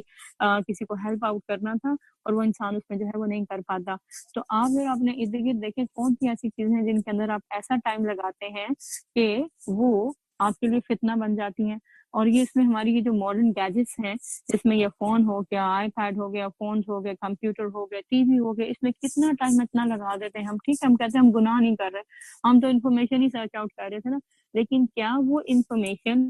آپ کو آپ کی ذمہ داریاں ادا کرنے سے اگر روک رہی ہے تو وہ آپ کے لیے رحمت نہیں، زحمت کا جو ہے وہ باعث بنی ہوئی ہے۔ اور کتنا ٹائم جو ہے وہ ہم واٹس ایپ کے اوپر صرف وہ ویڈیوز کو سرچ آؤٹ کرنے میں، میسیجز کو پڑھنے میں، اور گروپس کے اندر آنے والی جو ساری انفارمیشن ہوتی ہے انہی کو لینے میں جو ہے وہ گزرتے چلے جاتے ہیں، اور گھنٹوں جو اس پہ گزر جاتے ہیں۔ اسی طرح فیس بک ہے جو کہ اصل میں فساد بک بھی جو ہے وہ بنی ہوئی ہے، ٹویٹر ہے، اور اب یہ جو نیا جو ہے وہ آ گیا ہے، ٹک ٹاک آ گیا ہے۔ یہ ساری چیزیں جو ہیں وہ کیا ہے، دراصل انسان کو ان کے ان چیزوں سے غافل کرنے والی۔ ہر دور کے لیے ایک فتنہ ہوتا ہے، اور یہ جو آج کا دور ہے نا، جو ٹیکنالوجی کا دور ہے، اس میں ہمارے لیے سب سے بڑا فتنہ جو ہے یہ ٹیکنالوجی کی ان ساری چیزوں اور گیجٹس کو جو ہے وہ کنٹرول کرنا، اور اس کو پازیٹیولی یوز کرنا، اور اس طرح سے کہ انسان اپنی دنیا بھی سے بہتر بنا سکے، اور اپنی جو ہے وہ دینی ذمہ داریاں اور انسانوں کے حقوق جو ہیں ان سے بھی غفلت نہ ہو۔ اس کے درمیان بیلنس کرنا بہت زیادہ ضروری ہے، اور ایسا اگر کوئی کرے گا، اللہ تعالیٰ کہتے ہیں، اور اس کے نتیجے میں کیا ہوتا ہے، جب اس کو کہا جاتا ہے یہ کام کرو تو وہ اس کا مذاق اڑانا شروع کر دیتا ہے دوسرے لوگ کہ اچھا دیکھیں آپ لوگ کو تو جو ہے وہ پتہ ہی نہیں کہ دنیا میں کیا ہو رہا ہے، اور آپ جاننا ہی نہیں چاہتے۔ ٹو مچ انفارمیشن، کیا اگر ہم لے لیں گے تو ہم اس میں دنیا کے اندر کون سا ایسا چینج لے آئیں گے؟ بعض اوقات ضرورت نہیں ہوتی ہمیں اتنی زیادہ انفارمیشن کی، اور اس میں جو ہے وہ ہمیں اگر کوئی پینڈو ہونے کا تانا دے اور یہ کہے کہ کوئی جو ہے وہ آپ کو صرف کنویں کے مینڈک ہیں اور آپ کو تو علم ہی نہیں کسی دنیا کا، تو یہ اسی چیز کی طرف یہاں پر جو ہے وہ اشارہ کیا جا رہا ہے کہ ایسے ہر شخص جو ہے، ایسا شخص جو ہے جو اس دعوت کو مذاق میں اڑا دے، یعنی جب اس کو کہا جائے کہ اپنے اس ٹائم کو صحیح سے مینیج کرو اور اللہ کا بھی حق دو اور اس کے بندوں کا بھی حق دو، اور وہ اس کو جسٹیفائی کرنے لگے، تو ایسے لوگوں کے لیے پھر کیا ہے، ذلیل کرنے والا عذاب ہے۔ یعنی آخرت میں انہیں اسی ٹائم کو ضائع کرنے کی وجہ سے اور اپنی ذمہ داریوں سے غفلت کی وجہ سے ان کو سخت عذاب کا سامنا کرنا پڑے گا۔ اس میں جب ہماری آیات سنائی جاتی ہیں بڑے گھمنڈ کے ساتھ، اس طرح سے ان کو سنتا ہے، اس طرح سے ریاکٹ کرتا ہے، اس طرح رخ پھیر لیتا ہے گویا کہ اس نے انہیں سنا ہی نہیں، گویا کہ اس کے کان جو ہے وہ بہرے ہیں۔ اچھا تو موذہ سنا دو، یعنی ان لوگوں کو خوشخبری دے دو، ایسے سب لوگوں کو کس چیز کی، دردناک عذاب کی، تو ان کے لیے ایک دردناک عذاب ہے۔ یعنی اگر انہوں نے اپنے ایٹیٹیوڈ کو اسی طرح رکھا، یعنی تکبر کیا اپنے اوپر اور اپنی ذمہ داریوں سے غفلت برتی۔ البتہ جو لوگ ایمان لے آئیں اور نیک عمل کریں تو ان کے لیے نعمت بھری جنتیں ہیں۔ یعنی جو پہلے ٹائم ویسٹ کیا، اوکے ٹھیک ہے، معافی اللہ تعالیٰ سے مانگے تو ان کی مل جائے گی، لیکن اگر اس کے بعد نیک اعمال کرتے رہے تو پھر ان کے لیے کیا ہے، اچھا اجر، ہمیشہ کی جنتیں۔ یہ اللہ کا پختہ وعدہ ہے اور وہ زبردست اور حکیم ہے، یعنی وہ ایسے لوگوں کو دے گا اپنی حکمت سے، اپنے غلبے سے۔ اس نے آسمان کو پیدا کیا بغیر ستونوں کے جو تم کو نظر آئے، اس نے زمین میں پہاڑ جما دیے، یعنی زمین کے اوپر ستون بنا دیے بڑے بڑے، آسمانوں پہ نہیں بنائے۔ یہ اس کی جو ہے وہ کیا ہے، خاص قدرت جس کی طرف اشارہ کیا گیا ہے، وہ تاکہ اور یہ زمین کے اوپر یہ جو بڑے بڑے اونچے اونچے پہاڑ بنائے، یہ کیوں بنائے؟ تاکہ زمین تمہیں لے کر ڈھلس نہ جائے۔ اس نے ہر طرح کے جانور زمین میں پھیلا دیے، اور آسمان سے بھی پھر اس نے جو ہے وہ کیا کیا، آسمان سے اس نے پانی برسایا اور زمین میں قسم قسم کی عمدہ چیزیں اگا دی۔ یہ تو ہے اللہ کی تخلیق۔ اب ذرا مجھے دکھاؤ کہ ان دوسرے لوگوں میں جن کو تم اللہ کا لوگ انسان جو ہے وہ شریک بناتا ہے، ان دوسروں نے جو ہے وہ کیا پیدا کیا ہے؟ کوئی انسان بنایا ہو، کوئی جانور بنایا ہو، کوئی پودا جو ہے اس کو نئے سرے سے جو ہے وہ پیدا کر دیا ہو۔ اصل بات دراصل یہ ہے، اللہ تعالیٰ کیا کہتے ہیں کہ یہ ظالم لوگ جو ہے وہ صریح گمراہی میں پڑے ہوئے، ان کو خود جو ہے وہ ہدایت کا راستہ نہیں ملتا، یہ کسی دوسرے کو کیا دکھائیں گے؟ تو حقیقت یہ ہے کہ یہ جو ماڈرن ٹیکنالوجی ہے نا، یہ ہمارے رستوں کو گمراہ کرنے میں زیادہ جو اس کا بڑا ہاتھ ہے، اور ہم انہی انسانی ترقیوں سے متاثر ہو کر اللہ کی طرف جو ہے وہ نہیں پلٹ رہے۔ وہ کہتے ہیں کہ سائنس نے بڑی ترقی کی ہے، حالانکہ سائنس نے وہ ساری چیزیں دریافت کی ہیں جو اللہ تعالیٰ نے اس کائنات کے اندر پیدا کی ہیں، خود سے کچھ بھی جو ہے وہ کریٹ نہیں کیا، بلکہ بعض چیزوں کا اگر اس سے سوال پوچھا جائے تو وہ کیا جو ہے وہ کہتی ہے بس یہ فزیکل فینومینا آف نیچر ہے، اس کی کوئی جسٹیفیکیشن نہیں کی جا سکتی کہ زمین میں سیلاب کیوں آتے ہیں، زلزلے کیوں آتے ہیں، یہ جو ہے وہ ٹارنیڈوز جو ہیں وہ کیوں آتے ہیں۔ اس کے لیے کسی قسم کی کوئی لاجک سائنس کے پاس نہیں ہے، اور یہ لاجک پھر کس کے پاس ہے؟ اللہ ہی کے پاس، کیونکہ اختیار اس کا ہے۔ ہم نے لقمان علیہ السلام کو حکمت عطا کی تھی کہ وہ اللہ کا شکر گزار بنو، تو حکمت کی جو ہے سب سے پہلی نشانی کیا ہوتی ہے کہ انسان اللہ کا شکر ادا کرتا ہے۔ جو نعمتیں دینے والا ہے اس کا احسان فراموش نہیں ہوتا، وہ اس کا، اور جو کوئی اس کا شکر ادا کرے، یعنی اللہ تعالیٰ کا شکر ادا کرے، تو اس کا یہ شکر ادا کرنا اس کے اپنے ہی حق میں مفید ثابت ہوتا ہے۔ وہ کس طرح کہ انسان جب شکر ادا کرتا ہے کسی چھوٹی نعمت کے مقابلے میں یا بڑی نعمت کے مقابلے میں، تو اللہ تعالیٰ اس کو اور نعمت عطا کرتے ہیں اور اس کو سسٹین کر دیتے ہیں، اس کو مینٹین کر دیتے ہیں، تو وہ اس کے اپنے ہی لیے مفید ہے۔ اور جو کوئی کفر کرے، یعنی اس نعمت کی ناشکری کرے، تو حقیقت میں اللہ بے نیاز اور آپ ہی آپ محمود ہے، یعنی اس کو تمہاری تعریفوں سے کوئی فرق نہیں پڑتا۔ اور یاد کرو جب لقمان نے اپنے بیٹے کو نصیحت کر رہا تھا تو اس نے کہا بیٹا خدا کے ساتھ کسی کو شریک نہ کرنا۔ اب یہ بہت چھوٹے بچے کو کیا کر رہے ہیں؟ اس کی تربیت جو ہے وہ کر رہے ہیں۔ یہ بچوں کی تربیت میں شروع ہی سے ان کو یہ بات بتا دینی چاہیے کہ ہمارا رب ایک ہی ہے، اور اس لیے وہ ہم نے اس کو ماننا بھی ہے اور اس کی بات بھی جو ہے وہ ماننی ہے۔ اور حق یہ ہے کہ شرک بہت ہی بڑا ظلم ہے، یعنی اگر تم نے شرک کیا تو یہ بہت ہی بری بات ہے، یہ اللہ کو اس کا حق ادا کرنا نہیں ہے، اور یہ حقیقت ہے کہ ہم نے انسان کو اپنے والدین کا حق پہچاننے والا بنایا ہے، یعنی اس کے اوپر دوسری ذمہ داری کیا ہے، اپنے اللہ تعالیٰ کی توحید، اس کو توحید کا اقرار کرنے کے بعد کہ والدین کا حق پہچانے۔ اللہ تعالیٰ کیا کہتے ہیں، ہم نے اس کی تاکید خود کی ہے، اور اس کا مطلب یہ کہ اگر کوئی شخص ماں باپ کا فرما بردار ہوتا ہے تو وہ اللہ تعالیٰ کے حکموں کی بنا پر ہوتا ہے، اور اس کو اس کی فرما برداری، ماں باپ کی فرما برداری اللہ ہی کے حکم کی فرما برداری ہے۔ اور اس کی ماں نے ذوق پر ذوق اٹھا کر اسے اپنے پیٹ میں رکھا، اور 2 سال اس کا دودھ جو ہے وہ چھڑانے میں لگ گئے، اس لیے یعنی کہ اس کے اوپر جو ہے وہ بہت اس نے محنت کی ہے، اس لیے ہم نے اس کو نصیحت کی کہ میرا شکر کر اور والدین کا شکر بجا لا، یعنی اللہ تعالیٰ نے والدین کے احسانات کی شکر ادا کرنا کو اپنے شکر کے ساتھ جو ہے وہ برابر رکھا ہے، کہ انسان اللہ کا بھی شکر ادا کرے۔ اللہ کا شکر ادا کرنا کیا ہے کہ اس کی خدائی میں اور اس کی بندگی میں کسی اور کو جو ہے وہ شریک نہ کرے، اور والدین کا شکر کیا ہے کہ ان کی اطاعت کرے اور ان کی جو ہے وہ خدمت کرے، کیونکہ اس احسان کے بدلے میں جو انہوں نے پرورش کر کے اس شخص کی ہے، اور تمہیں جو ہے وہ میری ہی طرف پلٹنا ہے، یعنی اگر ایسا نہ کرو گے تو پھر جو ہے وہ تمہیں اس کا جواب دینا پڑے گا۔ لیکن اگر وہ تجھ پر دباؤ ڈالیں کہ میرے ساتھ جو ہے وہ کسی ایسے کو شریک کرے جسے تو جو ہے وہ میرے شریک کی حیثیت سے نہیں جانتا، تو پھر تمہارے کرنے کا کام کیا ہے کہ ان کی بات ہرگز نہ ماننا، دنیا میں ان کے ساتھ نیک برتاؤ کرتا رہے، مگر پیروی یعنی کہ فالو کس کو کرنا ہے، اس شخص کے راستے کی کر جس نے میری طرف جو ہے وہ رجوع کیا ہے، یعنی پھر کمپنی کس کی جو ہے وہ اختیار کرنی ہے، سارے لوگوں کی، اور فالو کس کو کرنا ہے، جو اللہ کی طرف بلائے اور اللہ کے حکموں کو، چاہے وہ ماں باپ کے حکموں سے ٹکراتے ہی کیوں نہ ہو۔ پھر تم سب کو پلٹنا میری ہی طرف ہے، اس وقت جو ہے وہ میں بتا دوں گا کہ تم کیا کچھ کرتے آئے ہو، یعنی اگر اللہ کی نافرمانی کی ماں باپ کی فرما برداری میں تو یہ چیز تمہیں فائدہ نہ دے گی، کہ تم کیسے عمل جو ہے وہ کرتے رہے ہو اس کا تمہیں فائدہ نہ ہوگا۔ اور لقمان نے کہا تھا، بیٹا کوئی چیز رائی کے دانے کے برابر بھی ہو اور کسی چٹان میں ہو یا آسمان میں ہو میں چھپی ہوئی ہو تو اللہ اسے بھی جو ہے وہ نکال لائے گا۔ اتنی چھوٹی چھوٹی باتیں بھی اگر آپ بچوں کو شروع سے بتا دیں گے نا تو آپ کے ان کے اندر جھوٹ نہ پیدا ہو اور وہ جھوٹ سے اپنے آپ کو بچائیں، اور چیٹنگ کرنے سے اور ماں باپ کو جو ہے ان کے ساتھ بددیانتی کرنے سے اور خیانت کرنے سے، تو وہ جو ہے وہ شروع سے ہی ان کا رستہ جو ہے وہ سیدھا ہو جاتا ہے۔ اور پھر اللہ تعالیٰ کے بارے میں کیا کہتے ہیں، وہ باریک بین اور باخبر ہے، چھوٹی سی چھوٹی چیز بھی جانتا ہے۔ اور بیٹا نماز قائم کر اور نیکی کا حکم دے، یعنی جب تم یہ سب کچھ تمہیں خود معلوم ہے تو تمہیں کیا کرنا چاہیے، اپنے ارد گرد ایک اچھا انوائرمنٹ بھی کریٹ کرنا چاہیے، اپنے بہن بھائیوں کے ساتھ مل کر یا دوستوں کے ساتھ مل کر، کہ ان کو بھی اچھی باتیں بتاؤ، اور اگر وہ برے کام کریں، ایسی شرارتیں کریں جن سے جو ہے وہ تمہیں نقصان ہو یا باقی لوگوں کسی اور کو نقصان ہو، تو اس سے ان کو منع کرنا ہے، اور بدی سے جو ہے وہ منع کر، اور جو مصیبت بھی پڑے اس پر جو ہے وہ صبر کر۔ پھر ظاہر ہے کہ اگر وہ کوئی ان کو اچھی باتیں بتاؤ گے تو آگے سے تمہارا مذاق بھی اڑا سکتے ہیں، تو پھر اس پر دل برداشت نہیں ہونا، کیا کرنا ہے، ہیو اے پیشنس، صبر کرنا ہے۔ یہ وہ باتیں ہیں جن کی بڑی تاکید کی گئی ہے، اور آپ دیکھیں کہ پورے قرآن میں باقی ہم انسانوں کے لیے، بڑے انسانوں کے لیے بھی یہی جو ہے وہ تعلیمات دی گئی ہیں۔ اور یہ کہ دوسری بات، اگلی ایک اور بات کیا کہ اور لوگوں سے جو ہے وہ منہ پھیر کر بات نہ کر، یعنی تکبر سے نہ ان سے بات کر، زمین میں جو ہے وہ اکڑ کر نہ چل، اللہ کسی خود پسند اور فخر جتانے والے شخص کو جو ہے وہ پسند نہیں کرتا۔ تو آپ اللہ کی محبت لوگوں کے، ان کے بچوں کے دلوں میں ڈالیں گے سب سے پہلے، تو ہی جو ہے وہ بتائیں گے نا کہ اللہ پسند نہیں کرتا، تو ان کو بھی اللہ تعالیٰ کی پسند و ناپسند کی کیئر کرنی ہے۔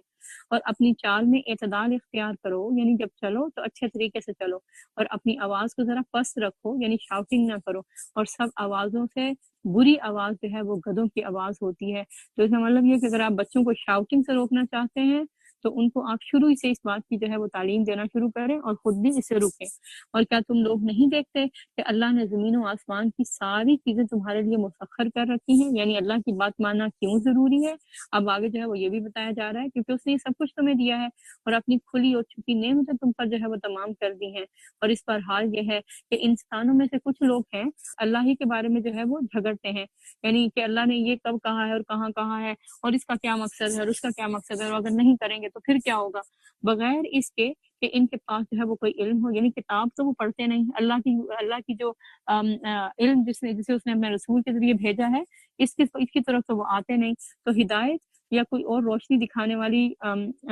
ہدایت اور روشنی دکھانے والی کوئی اور کتاب یعنی اس کو بھی انہوں نے نہیں پڑھا، نہ پہلی کتابوں کا علم ان کے پاس ہے۔ تو جب ان سے کہا جاتا ہے کہ پیروی کر اس چیز کی جو اللہ نے نازل کی ہے، یعنی کتاب کی، قرآن کی، اس کے احکامات کی، تو کہتے ہیں کہ ہم تو اس چیز کی پیروی کریں گے جس پر ہم نے اپنے باپ دادا کو پایا، یعنی انہوں نے بھی اس قرآن کے بغیر بڑی ترقی کی، دنیا میں بڑا جو ہے وہ پھلے پھولے اور بڑی جو ہے وہ کامیابیاں سمیٹی، تو ہم بھی اس کے بغیر یہ سب کچھ کر لیں گے۔ تو اللہ تعالیٰ فرماتے ہیں کیا یہ انہی کی پیروی کریں گے، چاہے شیطان ان کو جو ہے وہ بھڑکتی ہوئی آنکھ کی طرف جو ہے وہ کیوں نہ بلاتا رہا ہو، یعنی اگر ان کے ماں باپ نے بھی یہی کیا تو کیا یہ بھی اسی طریقے کے اوپر چلیں گے؟ آپ دیکھیں دنیا کے معاملات میں ہم کوئی نہیں چلتے اپنے بڑوں کے اوپر، وہاں پہ تو پھر ہم یہ دیکھتے ہیں کہ اس میں کیا فائدہ ہے، اور بلکہ اگر کچھ ایسا ہوا بھی ہو جس میں کہ بڑوں نے کچھ جو ہے وہ غلط کیا ہو تو اس میں ان کو بھی مورد الزام ٹھہرا دیتے ہیں۔ اور جو شخص اپنے آپ کو اللہ کے حوالے کر دے اور عملاً وہ نیک بھی ہو، اس نے ایک فی الوقت ایک بھروسے کے قابل سہارا جو ہے وہ تھام لیا، اور سارے معاملات کا آخری فیصلہ اللہ ہی کے ہاتھ میں ہے۔ اب جو کوئی کفر کرتا ہے تو اس کا کفر آپ کو اس غم میں مبتلا نہ کرے، انہیں پلٹ کر آنا تو ہماری ہی طرف ہے، پھر ہم انہیں بتا دیں گے کہ وہ کیا کچھ کر کے آئے ہیں، یعنی اب انہیں اس کا کیا بدلہ ملے گا۔ یقیناً اللہ سینوں کے چھپے ہوئے راز تک جانتا ہے، یہ اللہ ہی کی رحمت ہے کہ وہ اس نے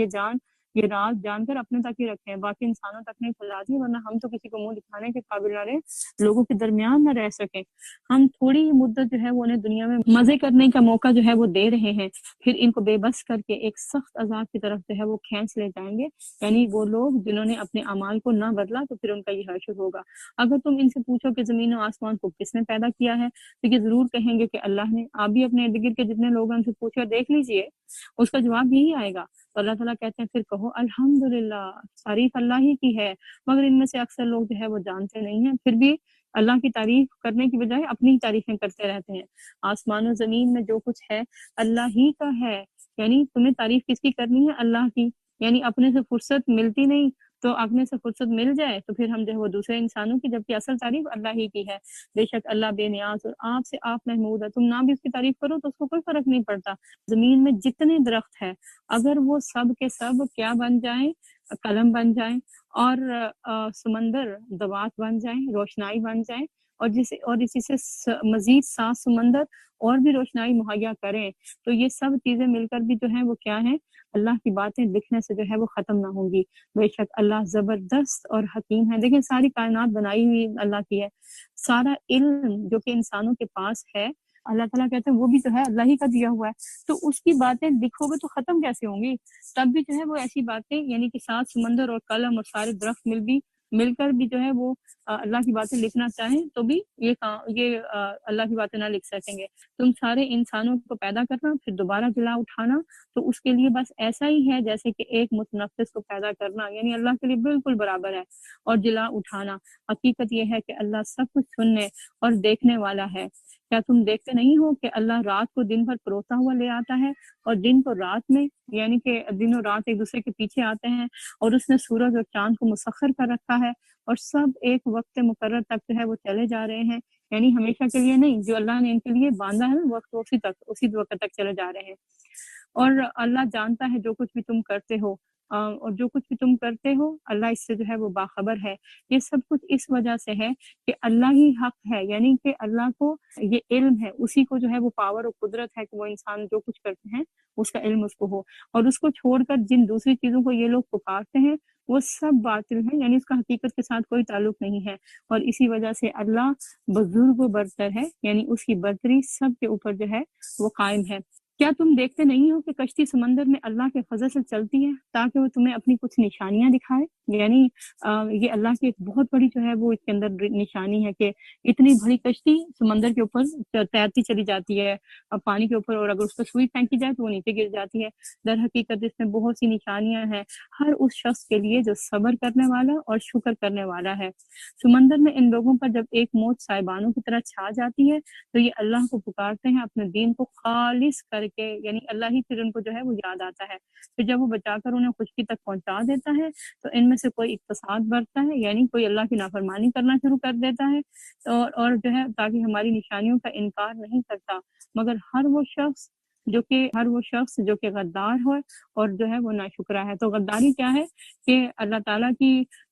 جو تخلیق ہے اس کا جو ہے وہ اقرار نہ کرنا اور اللہ تعالیٰ کی نافرمانی کرنا۔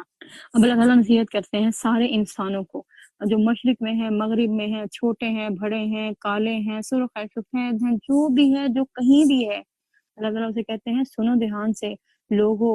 بچو اپنے رب کے غضب سے اور ڈرو اس دن سے جب کہ کوئی جو ہے باپ اپنے بیٹے کی طرف سے بدلہ نہ دے گا، کیونکہ آج دنیا میں انسان اپنے انہی قریبی رشتہ داروں کی وجہ سے اللہ کی نافرمانی کرتا ہے، اور نہ کوئی بیٹا ہی اپنے باپ کی طرف سے جو ہے وہ کچھ بدلہ دینے والا ہوگا۔ بالواقع اللہ کا وعدہ سچا ہے، یعنی ایسا ہی ہوگا، اس لیے دنیا میں ان کی وجہ سے اپنے آپ کو اللہ کی نافرمانی میں گرفتار نہ کرو، بس یہ دنیا کی زندگی تمہیں دھوکے میں نہ ڈالے اور نہ ہی دھوکے باز تم کو اللہ کے مقابلے میں دھوکہ دینے پائے، یعنی شیطان کہ کوئی بات نہیں، کر لو کو آج دنیا میں مزے کر لو، کل اللہ تعالیٰ بڑا غفور الرحیم ہے، وہ تمہیں معاف کر دے گا۔ فرمایا یہ سب شیطان کا دھوکہ ہے، اس گھڑی کا علم اللہ ہی کے پاس ہے، یعنی قیامت کا، وہی بارش برساتا ہے اور وہی جانتا ہے کہ ماؤں کے پیٹوں میں کیا ہے، یعنی آج تو ماؤں کے پیٹوں میں کیا پرورش پا رہا ہے، آج سائنس تو خیر یہ لے ہی آتی ہے کہ لڑکا ہے یا لڑکی، لیکن یہ بھی نہیں بتا سکتی کہ یہ جو لڑکا لڑکی ہے اس کی قسمت کیا ہوگی، یہ دنیا میں بڑا ہو کر جو ہے وہ کیا بنے گا اور کیا کام بگاڑے گا اور کیا جو ہے سنوارے گا۔ کوئی متنفس نہیں جانتا کہ کل وہ کیا کمائی جو ہے وہ کرنے والا ہے، یعنی کہ آخر غیب کا علم بھی اللہ ہی کے پاس ہے۔ انسان کے پاس وقت 30 کی 3 قسم کا ہے نا، ایک جو گزر گیا اور ایک وہ جو اس کے ہاتھ میں اور ایک وہ جو کل آئے گا، تو اصل جو ہے وہ کام ٹائم کون سا ہے جو کہ اس کے ہاتھ میں ہے، تو اس کو یہ نہیں پتا کل آئے گا بھی، اگر آئے گا بھی تو اس کی کیا حالت ہوگی، وہ کچھ اچھا عمل کر پائے گا نہیں کر پائے گا۔ تو اصل بات سمجھنے کی کیا ہے کہ اسی وقت کو اپنے لیے غنیمت سمجھتے ہوئے جو نیکیاں سمیٹنی ہیں اور جن برائیوں سے انسان نے پناہ مانگنی ہے، توبہ کرنی ہے، ان کو کر لے۔ اور نہ ہی کسی شخص کو یہ خبر ہے، یعنی یہ علم جو ہے وہ اللہ ہی کے لیے کامل ہے، اور نہ ہی کسی شخص کو یہ خبر ہے کہ کس زمین میں اس کو موت آنی ہے، یعنی انسان کی موت کی جگہ اور وقت یہ بھی اللہ ہی کو معلوم ہے۔ اللہ ہی سب کو جاننے والا اور باخبر ہے، اور اس کا باخبر ہونا ہی انسان کے لیے کافی ہے۔ ہم چلتے ہیں آگے سورۃ السجدہ کی طرف۔ بسم اللہ الرحمن الرحیم، الف لام میم، تنزیل الكتاب لا ریب فیہ من رب العالمین، ام یقولون افتراہ بل هو الحق من ربك لتنذر قوما ما آتاهم من نذير من قبلك لعلهم يهتدون۔ بسم اللہ الرحمن الرحیم،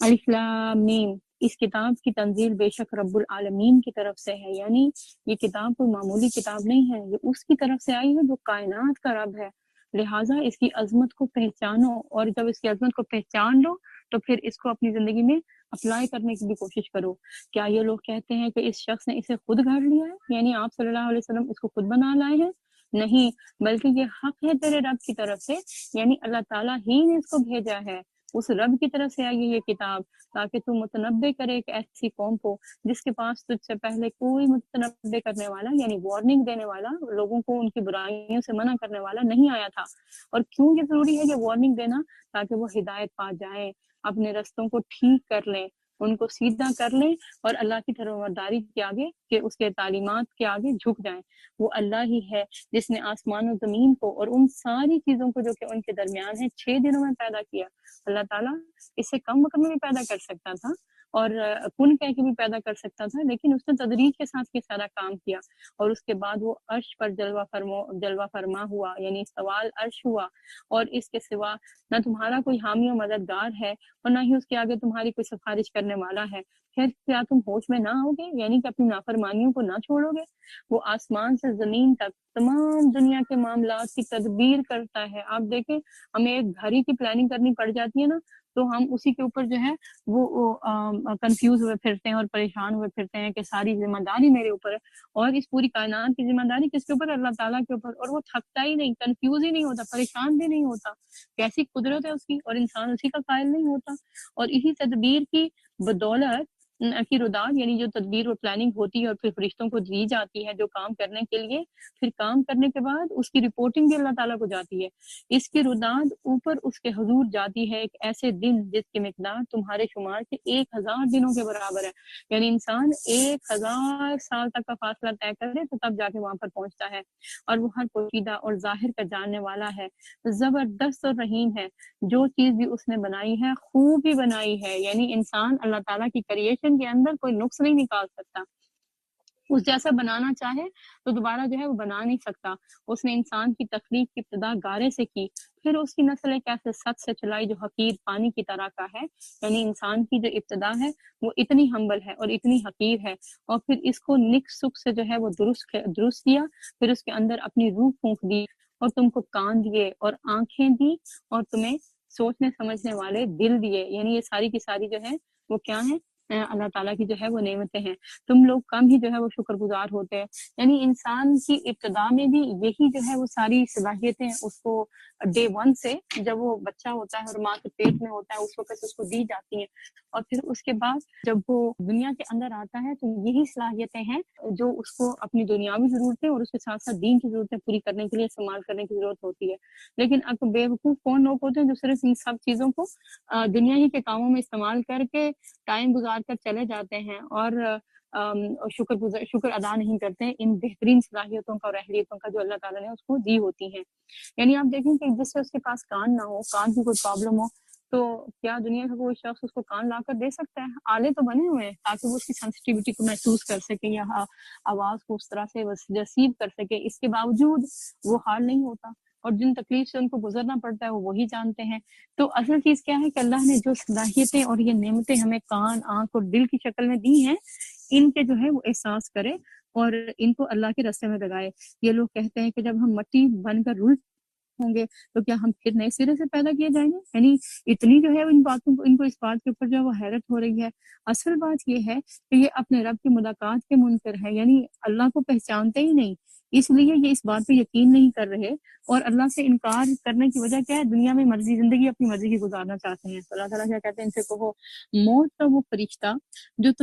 تمہارے اوپر مقرر ہے، تو اس سے کیا پتہ چلتا ہے کہ اسرائیل علیہ السلام کے ساتھ ایک فرشتوں کی پوری فوج ہے، اور اس کا ہر فرشتہ ظاہر ہے کہ اس کا نام اپوائنٹ ہوتا ہے کہ یہ اس کی جو ہے وہ جان نکالے گا، تم کو آ کر پورا کا پورا اپنے قبضے میں لے لے گا، اور پھر تم اپنے رب کی طرف جو ہے وہ پلٹائے جاؤ گے، یعنی پھر کوئی جو ہے وہ اس وقت بھاگ نہ سکے گا اس موت کے اس فرشتے سے،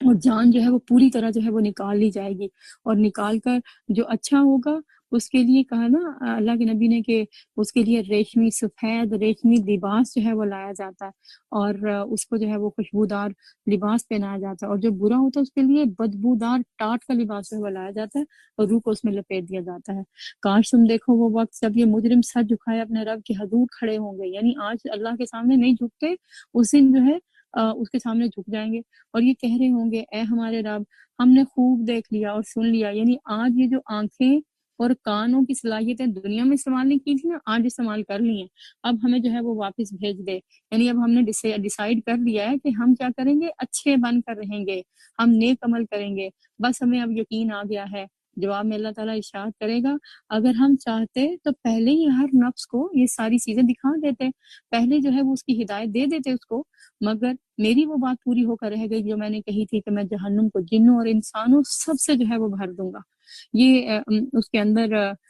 سورۃ الاعراف کے اندر بھی یہ مضمون آیا نا کہ وَلَقَدْ ذَرَأْنَا لِجَهَنَّمَ كَثِيرًا مِّنَ الْجِنِّ وَالْإِنسِ، کہ زیادہ تر جو جن و انس ہے نا وہ جہنمی کے لیے پیدا کیے ہوئے، اس کی وجہ پھر آگے وہاں پہ بھی یہی ریزن یہ بتائی دی کہ ہم نے ان کو کان دیے ہیں یہ استعمال نہیں کرتے، آنکھیں دی ہیں یہ اسے دیکھتے نہیں، دل دیے ہیں یہ اس سے سوچتے نہیں، دل یا دماغ جو بھی آپ کر رہے ہیں، اور یہاں پر بھی یہی ریزن بتائی گئی ہے کہ اگر ہم یہ چاہتے ہیں کہ اللہ کے ہاں جا کے ہمیں پچھتانا نہ پڑے تو آج ہی تو اللہ نے ہمیں صلاحیتیں دی نا آنکھوں کی، کانوں کی اور دل اور دماغ کی، ان کو جو ہے استعمال کرتے ہوئے ہدایت کا راستہ جو ہے وہ پالیں اور انہی سے اللہ کی نافرمانی جو ہے وہ نہ کریں۔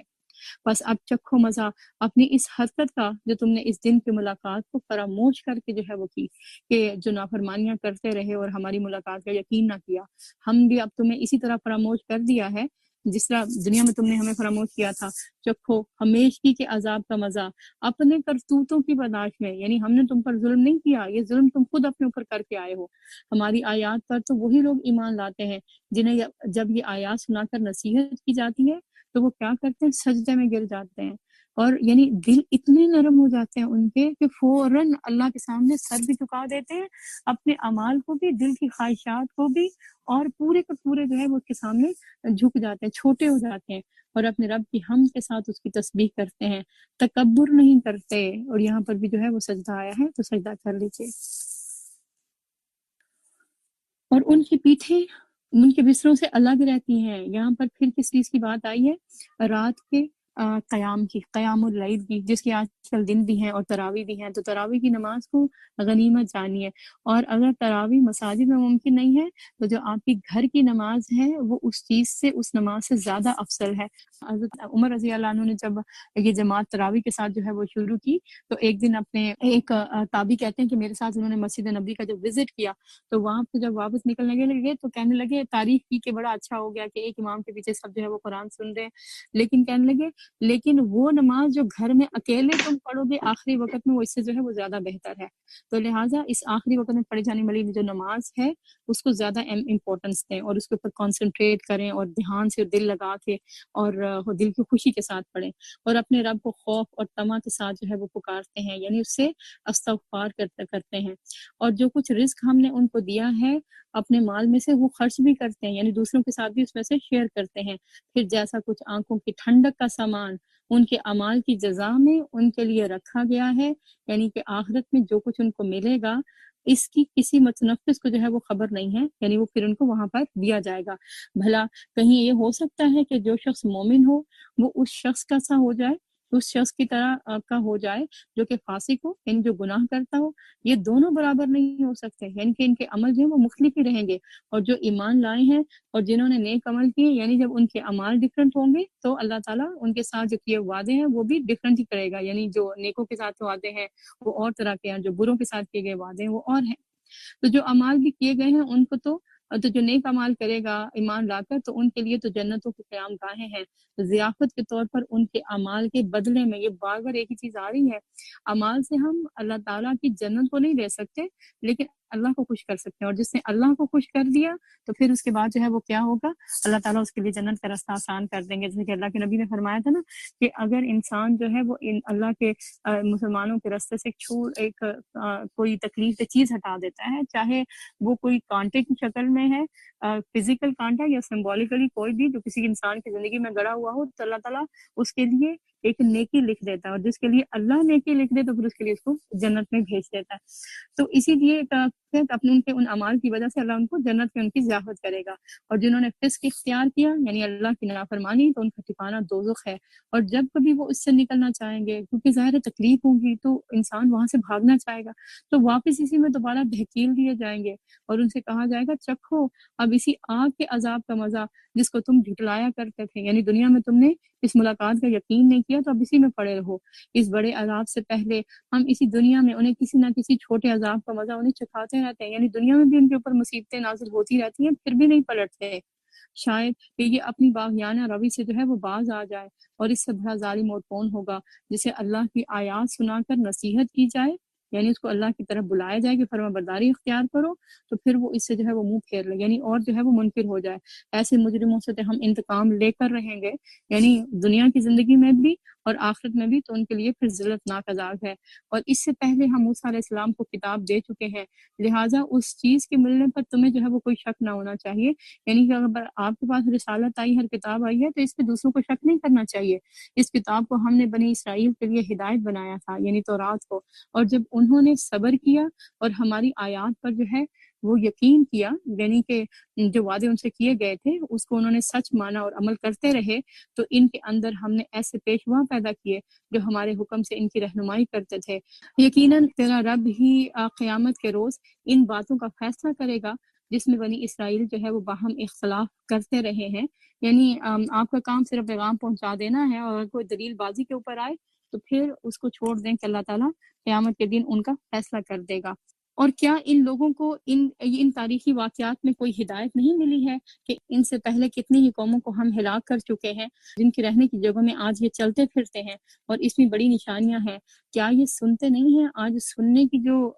بات ہے وہ بار بار آ رہی ہے کہ انسان اپنے کانوں کا استعمال جو ہے وہ صحیح طریقے سے کرے۔ ہم کرتے ہی رہتے ہیں، لیکن دیکھنا چاہیے کہاں کر رہے ہیں، اور کیا اس سے نقصان اٹھا رہے ہیں یا فائدہ ہو رہا ہے ہمیں سے؟ اور کیا ان لوگوں نے یہ منظر کبھی نہیں دیکھا؟ آنکھیں بھی ان کی دیکھی ہیں، انہوں نے ان آنکھوں کا استعمال کیا ہے صحیح طریقے سے کہ ہم ایک بے آب و گیا زمین کی طرف جو ہے وہ پانی بہا لاتے ہیں، یعنی بارش کہیں ہوتی ہے اور دریاؤں اور سمندروں اور نہروں کی وجہ سے پانی کہیں اور جو ہے وہ جا پہنچتا ہے، اور پھر اسی زمین سے جو ہے وہ ہم فصل اگاتے ہیں جس سے ان کے جانوروں کو بھی چارہ ملتا ہے اور یہ خود بھی کھاتے ہیں۔ یعنی بارش کہیں برسا کر اللہ تعالیٰ رزق کہیں اور لوگوں کو دے رہا ہوتا ہے، تو کیا انہیں کچھ نہیں سوچتا کہ وہ اللہ ان کے لیے کیا کچھ کر سکتا ہے؟ یہ لوگ کہتے ہیں یہ فیصلہ کب ہوگا اگر تم سچے ہو، یعنی قیامت کب آئے گی؟ تو اللہ تعالیٰ ان سے کہتے ہیں ان سے کہو فیصلے کے دن، یعنی اگر تمہیں اس کا انتظار ہے کہ وہ نشانیاں دیکھ لو گے تو اس دن ایمان لانا ان لوگوں کے لیے کچھ بھی نفع کا باعث نہ ہوگا جنہوں نے کفر کیا، یعنی جنہوں نے آج دنیا میں اپنے اعمال کو نہیں بدلا، کل اللہ کے اوپر ایمان لے بھی آئیں گے تو بھی ان کو کوئی بات یہ چیز فائدہ نہ دے گی، یا ان کو پھر کوئی، اور نہ ہی ان کو جو ہے پھر کوئی مہلت ملے گی کہ ان کو دوبارہ دنیا میں عمل کرنے کے لیے بھیجا جائے۔ اچھا انہیں ان کے حال پر چھوڑ دو اور انتظار کرو، یہ بھی منتظر ہیں، یعنی ان کے ساتھ ساتھ آپ بھی انتظار کیجئے کہ اللہ تعالیٰ ان کے ساتھ کیا کرتا ہے اور اہل ایمان کے ساتھ وعدے کب جو ہے وہ پورے ہوتے ہیں۔ اب ہم چلتے ہیں اپنی اگلی صورت کی طرف۔ بسم اللہ الرحمن الرحیم یا ایہا النبی اتق اللہ ولا تطع الكافرین والمنافقین ان اللہ كان علیما حکیما واتبع ما یوحى الیک من ربک ان اللہ كان بما تعملون خبیرا وتوکل علی اللہ وكفى بالله وكيلا ما جعل الله لرجل من قلبين في جوفه وما جعل أزواجكم اللائي تظاهرون منهن أمهاتكم وما جعل أدعياءكم أبناءكم ذلكم قولكم بأفواهكم والله يقول الحق وهو يهدي السبيل ادعوهم لآبائهم هو أقسط عند الله فإن لم تعلموا آباءهم فإخوانكم في الدين ومواليكم وليس عليكم جناح فيما أخطأتم به ولكن ما تعمدت قلوبكم وكان الله غفورا رحيما۔ اللہ تعالیٰ ارشاد فرماتے ہیں کہ اے نبی صلی اللہ علیہ وسلم اللہ سے ڈرو اور کفار و منافقین کی اطاعت نہ کرو، حقیقت میں علیم اور حکیم تو اللہ ہی ہے۔ سورۃ الاحزاب جو ہے اس کا نام حزب سے ہے، اس کی جمع احزاب۔ اس صورت کے اندر اس غزوہ کا ذکر آتا ہے جس کا ایک نام خندق بھی ہے، اور اس میں پورے عرب نے اکٹھے ہو کر متحد ہو کر مسلمانوں کے خلاف جو ہے وہ حملہ کیا تھا مدینہ کے اوپر، تاکہ ان کو جو ہے ان کی بڑھتی ہوئی طاقت کو ختم کیا جا سکے۔ تو اسی کی مناسبت سے اس صورت کا نام جو ہے سورۃ الاحزاب جو ہے وہ رکھا گیا ہے، اور اس کے اندر جو ہے وہ ہمیں معاشرتی زندگی کے متعلق بھی بہت سارے احکامات ملتے ہیں۔ منافقین کے ساتھ ڈیل کرنے کے لیے بھی اللہ کے نبی صلی اللہ علیہ وسلم کو جو حکم دیے گئے، اور اس کے ساتھ ساتھ جو یہودی قبائل وہاں پر موجود تھے ان کے ساتھ ڈیل کرنے کے لیے بھی کچھ خاص احکامات یہاں پر دیے گئے ہیں اس صورت کے اندر۔ اور پھر اللہ کا تقوی اختیار کرنے کے بعد یہاں ان آیات میں اللہ تعالیٰ حکم دے رہے ہیں نبی صلی اللہ علیہ وسلم کو کہ پیروی کرو اس بات کی جس کا اشارہ تمہارے رب کی طرف سے تمہیں کیا جا رہا ہے۔ اللہ تعالیٰ ہر اس بات سے باخبر ہے جو تم لوگ کرتے ہو، اللہ پر توکل کرو، اللہ ہی وکیل ہونے کے لیے کافی ہے۔ سورۃ احزاب کے مضامین خاص طور پر اس لحاظ سے بڑے امپورٹنٹ ہیں کہ اس میں جب اللہ تعالیٰ احکامات دیتے ہیں تو اس کے ساتھ ساتھ تقوی کی بات جو ہے وہ بہت زیادہ کی گئی ہے کہ اللہ سے ڈر کے جو ہے وہ ان احکامات کو اپنے اوپر نافذ کرنا ہے، کیونکہ ان میں سے بعض احکامات ایسے ہیں جو ہماری اسٹیبلش نارمز یا تعلیمات یا سوسائٹی کے اندر جس قسم کے ماحول میں آج بھی ہم رہتے ہیں، یا جب یہ آیات نازل ہوئی تو تب بھی کچھ حال ایسا ہی تھا کہ رسم و رواج کا جو ایک بندھن تھا اس کے اندر ان چیزوں کو ایکسیپٹ کرنا تھوڑا مشکل تھا۔ جو آج کے حالات ہیں تو اس کے اندر بھی یہی کچھ ہے، لیکن اسی لیے اللہ تعالیٰ کی طرف سے خاص طور پر جو ہے وہ آپ کو اشارہ کیا گیا اور کہا گیا کہ آپ اللہ سے ڈر کر کام کریں، آپ کو جو کام کہے جا رہے ہیں چاہے پوری سوسائٹی پورا معاشرہ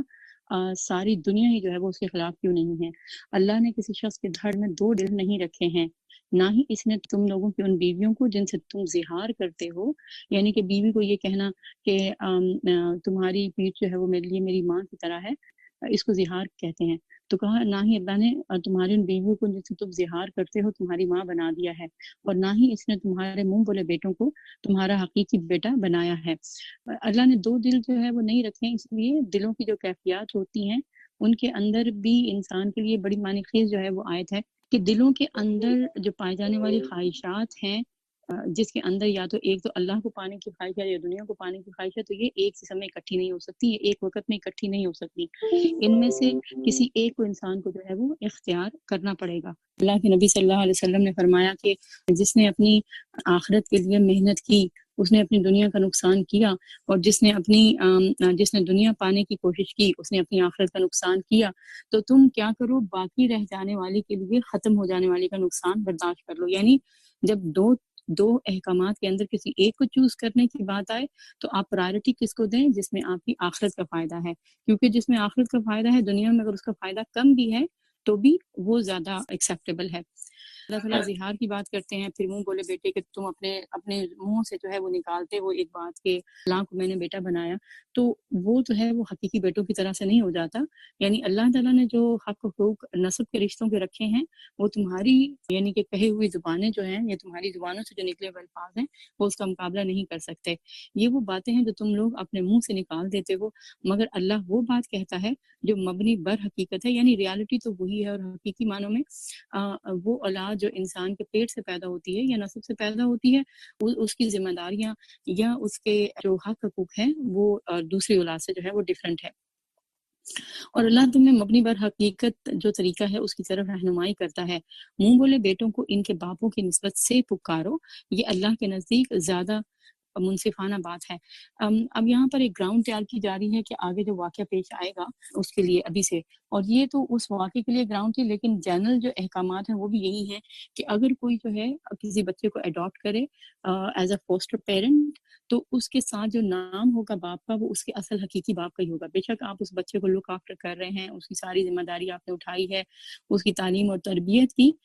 لیکن جو نسب کے طور پر نام ہوگا وہ اس کے اصل باپ کا ہی ہوگا۔ بعض اوقات یوں ہوتا ہے کہ ان بچوں کے باپوں کا نام معلوم نہیں ہوتا، اگر وہ آؤٹ آف ویڈ لاک پیدا ہوئے ہیں، کسی یتیم خانے سے آپ نے لیے ہیں، اصل نام نہیں پتا، ماں نے نہیں بتایا، تو اس صورت میں بھی جو اپنا نام ہے وہ انسان نہیں دے گا ان کو، بلکہ ان کو عبداللہ یا عبد الرحمن اس طرح کہ اللہ کا بندہ یعنی باپ کے نام کے طور پر یوں آئے گا۔ اور اگر تمہیں معلوم نہ ہو کہ ان کے باپ کون ہیں تو وہ تمہارے دینی بھائی اور رفیق ہیں، یعنی وہاں پر بھی پھر کیا کہا گیا، اسی طرح اس قسم کے نام رکھ لیے جائیں، لیکن اصل نام جو ہے وہ پھر بھی انہی کا ہی ہوگا، ان کے باپوں کا۔ نادانستہ جو بات تم کہہ ڈالتے ہو اپنے منہ سے کہہ ڈالتے ہو اس پر تمہارے کوئی گرفت نہیں ہے، لیکن اس بات پر ضرور گرفت ہے جس کا تم جو ہے وہ دل سے ارادہ کرو۔ تو یہ اللہ تعالیٰ کے نزدیک انتہائی کبیرہ گناہوں میں سے ہے کہ باپ کا نام بدل کر اس کی جگہ کسی دوسرے کا نام رکھ دیا جائے۔ بعض اوقات لوگ امیگریشن کے لیے یوں کرتے ہیں نا کہ اپنے پیچھے سے کوئی رشتہ دار جو ہے اس کو اڈاپٹ کیا اور اس کو جو ہے وہ اپنا نام دے دیا اور اس کو اولاد کی حیثیت سے یہاں پر لے آئے، تو یہ جو ہے وہ اللہ تعالیٰ کے نزدیک سراسر جو ہے وہ حرام ہے، یہ طریقہ جو ہے اس کی اجازت نہیں ہے۔ ہاں البتہ کوئی انسان یعنی پیار سے کسی کو بیٹا کہہ دیتا ہے تو اس کے اوپر کہا کہ کوئی گرفت نہیں ہے، اللہ درگزر کرنے والا اور رحیم ہے۔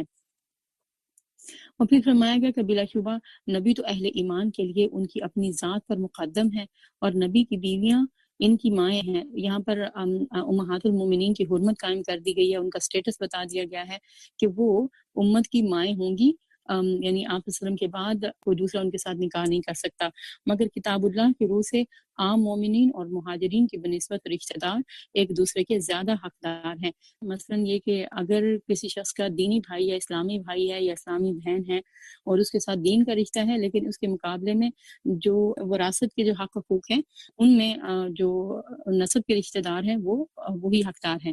البتہ اپنے رفیقوں کے ساتھ تم کوئی بھلائی کرنا چاہو تو کر سکتے ہو، یعنی وصیت کے ذریعے سے یا ہدیہ یا ہبہ کرنے کے ذریعے سے اگر تم یہ کچھ دینا چاہو ان کو اپنے مال میں سے تو دے سکتے ہو۔ یہ حکم کتاب الہی میں لکھا ہوا ہے، یعنی اللہ تعالیٰ نے اس کتاب میں اس کو ایز اے حکم دیا ہے، یہ آپشنل نہیں ہے کہ کوئی انسان جو ہے وہ اپنی مرضی سے وراثت میں تقسیم کرتا پھرے اور اپنی مرضی سے اٹھا کے سب کو جو ہے وہ کسی پچھک دینی مدرسے یا ادارے ہی کو دے دے، نہیں بلکہ اس میں وراثت کا حصہ نکال کے ہاں وصیت جو ہے وہ اپنے بعد وہ کر سکتا ہے۔ اور اے نبی صلی اللہ علیہ وسلم یاد رکھو اس عہد و پیمان کو جو ہم نے سب پیغمبروں سے جو ہے وہ لیا ہے اور تم سے بھی لیا ہے، اور یہ پیغمبروں سے عہد جو ہے وہ کیا لیا گیا تھا، اور جس میں نوح علیہ السلام بھی شامل ہیں، ابراہیم علیہ السلام بھی، موسیٰ علیہ السلام بھی، عیسیٰ ابن مریم سے بھی، اور سب سے جو ہے وہ ہم نے پختہ عہد، ہم سب سے جو ہے وہ پختہ عہد لے چکے ہیں، اور وہ کیا ہے کہ اللہ کی بندگی کریں گے اور اللہ کے جو احکامات ہیں ان کو لوگوں سے ڈر کر چھپائیں گے نہیں بلکہ ایز اٹ از بیان کر دیں گے تاکہ سچے لوگوں سے ان کا رب ان کی سچائی کے بارے میں سوال کرے، اور کافروں کے لیے یعنی جب تعلیمات پہنچا دی جائیں گی اور اس کے مطابق عمل کریں گے تو انبیاء جو گواہی اور شہادت دیں گے ان کے اوپر، اور ان لوگوں کے اعمال کے مطابق پھر ان سے سوال ہوگا۔ تو جنہوں نے کفر اختیار کیا یعنی ان احکامات کو پھر نہ مانے، سچائی کو جو ہے نہ اختیار کریں، تو ان کے لیے پھر عذاب عظیم اللہ تعالیٰ نے مہیا کر رکھا ہے۔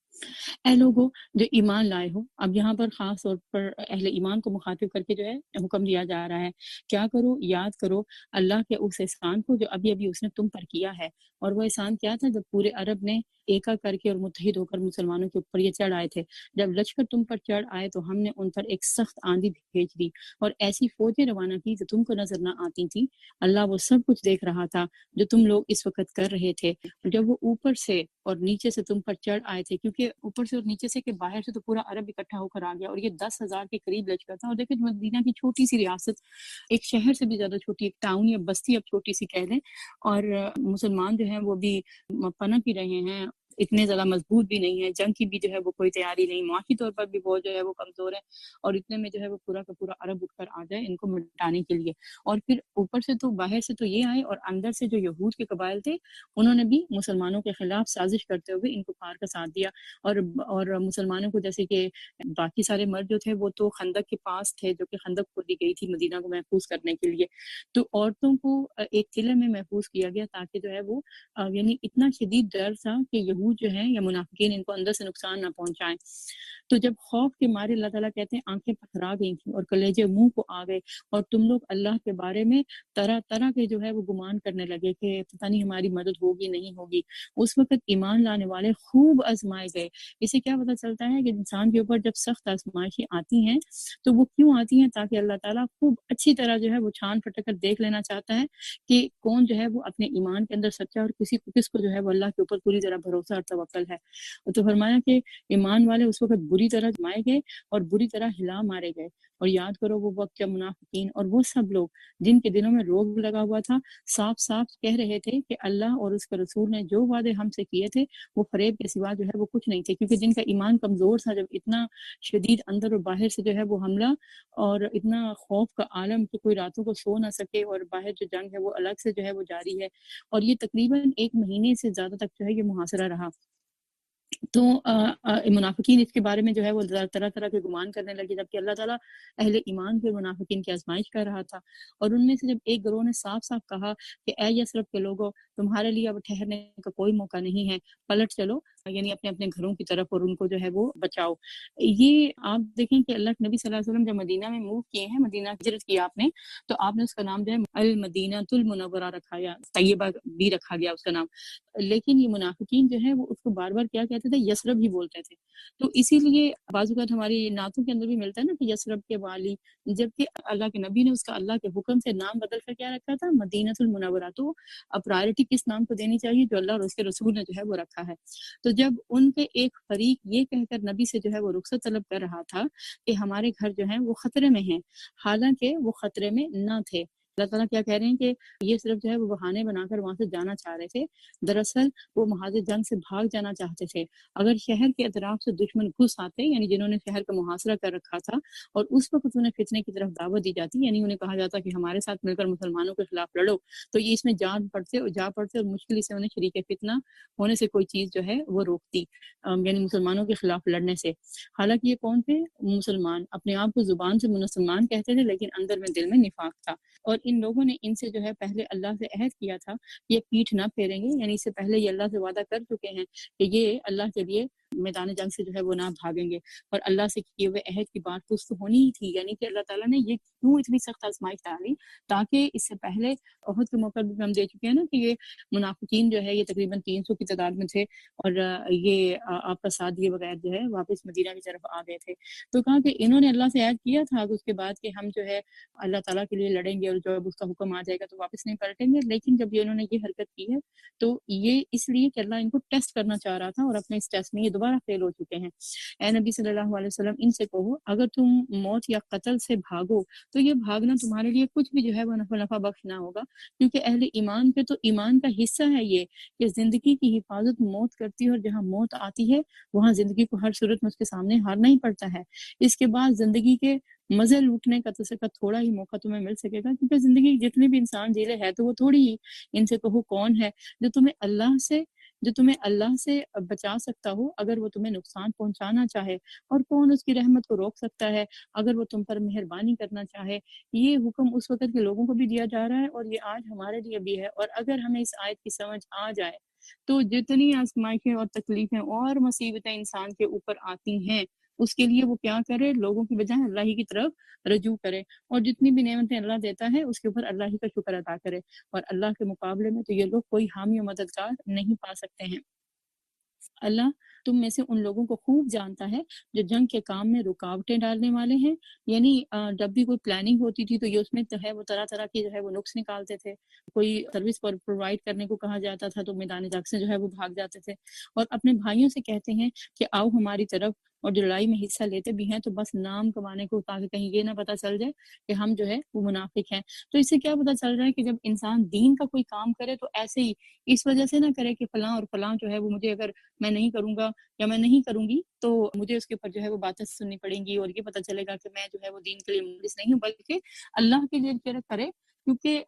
ڈر جو ہے وہ کس کا ہونا چاہیے؟ اللہ تعالیٰ کا، اور اللہ اس کے اوپر جو ہے وہ زیادہ جو ہے وہ ساتھ دینے والا ہے، اور اگر تمہارا ساتھ دیتے بھی ہیں، دینے میں جو ہے وہ سخت بخیل ہیں، خطرے کا وقت آ جائے تو اس طرح دیدے پتھرا کر تمہاری طرف دیکھتے ہیں کہ جیسے ان کے اوپر جیسے کسی مرنے والے کے اوپر غشی طاری ہو رہی ہے، یعنی جیسے موت کا وقت آ جاتا ہے، یعنی جب کسی آزمائش آتی ہے، کسی موقع پر ان کو مدد کے لیے کہا جاتا ہے تو اس وقت انہیں اپنی جان کی فکر پڑ جاتی ہے، مگر جب خطرہ گزر جاتا ہے تو یہی لوگ قائدوں کے حریص بن کر کینچی کی طرح چلتی ہوئی زبانیں لیے ہوئے تمہارے استقبال کو آ جاتے ہیں، یعنی زبان پہ بہت تیز ہیں، اور ایسی ایسی باتیں اور دعوے کرتے ہیں کہ جس سے آپ جو ہے وہ خوش ہو جائیں، اور آپ نے موسٹلی دیکھا ہوگا کہ وہ لوگ جو زبانی کلامی بہت دعوے کرتے ہیں، جب عمل کا موقع آتا ہے ان سے مدد لینے کا، یا ان کو کسی مدد کے لیے، کسی سروس کے لیے بلایا جائے تو وہاں پر جو ہے وہ موجود نہیں ہوتے۔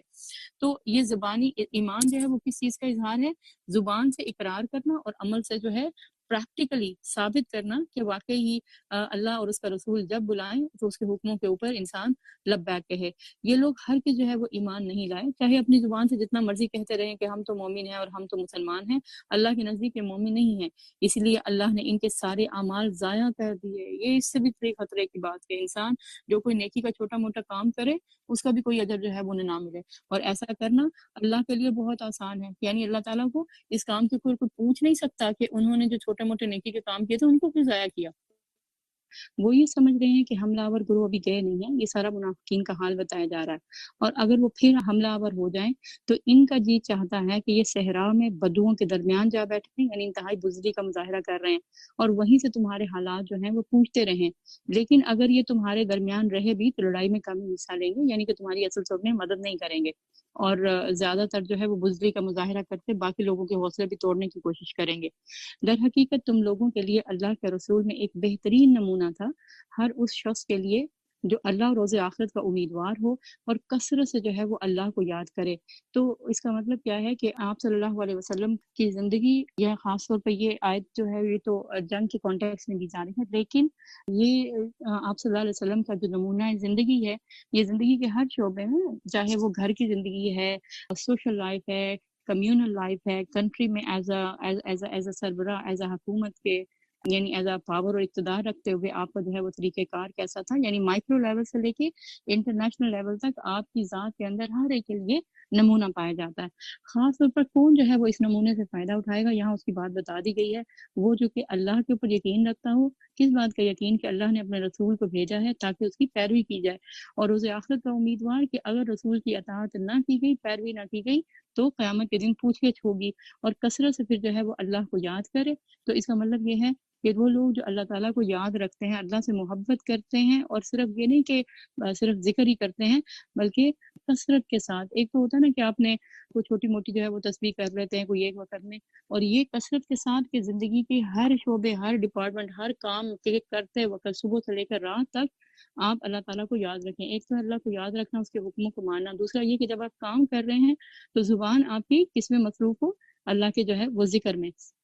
اور اس کے لیے کوئی کلمہ بھی ہو سکتا ہے، تیسرا کلمہ اور چوتھا کلمہ، اور پھر سبحان اللہ اور الحمدللہ، یہ سارے الفاظ۔ اور ہم یہ دیکھ رہے ہیں کہ جو کہ آخری پارے شروع ہو چکے ہیں، تو ان میں کثرت کے ساتھ جو ہے وہ تسبیح اور اللہ کے ذکر کی بات جو ہے وہ کی گئی ہے۔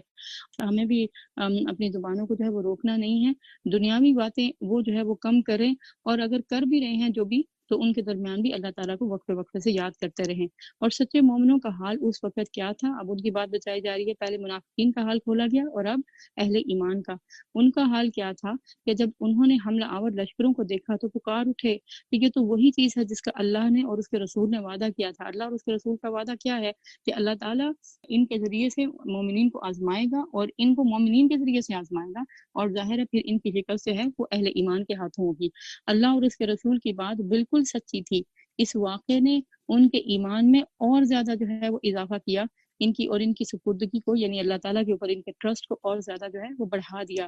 یہ بات جو ہے اسے کیا پتہ چل رہا ہے کہ جب کبھی آزمائشیں آتی ہیں انسان کے اوپر، تو وہ کیوں آتی ہیں؟ تاکہ انسان اللہ تعالیٰ کو پوری طرح جو ہے اپنے ایمان کا اظہار کرے، اور اللہ کے اوپر اپنے توکل میں اضافہ کر دے، اللہ کے ساتھ جو ہے وہ اپنا تعلق جو ہے وہ مزید جو ہے وہ بڑھا لے۔ اسی سے ایمان میں اضافہ ہوتا ہے۔ جب انسان کے اوپر پرابلم یا مشکل آتی ہے، تو یا تو ایمان بڑھتا ہے یا پھر جو ہے وہ کم ہوتا ہے۔ تو ہمیں وہ کام کرنا چاہیے جس سے ایمان بڑھے، کیونکہ جب ایمان بڑھتا ہے تو ٹیسٹ انسان کامیاب ہو جاتا ہے، اور اللہ تعالیٰ آسانیاں دیتے ہیں۔ اور اگر نیچے کی طرف جاتا ہے تو پھر وہ ڈاؤن فال جو انسان کا شروع ہوتا ہے، اس کی پھر کوئی حد نہیں، اور وہ رکنا مشکل ہی ہوتا ہے۔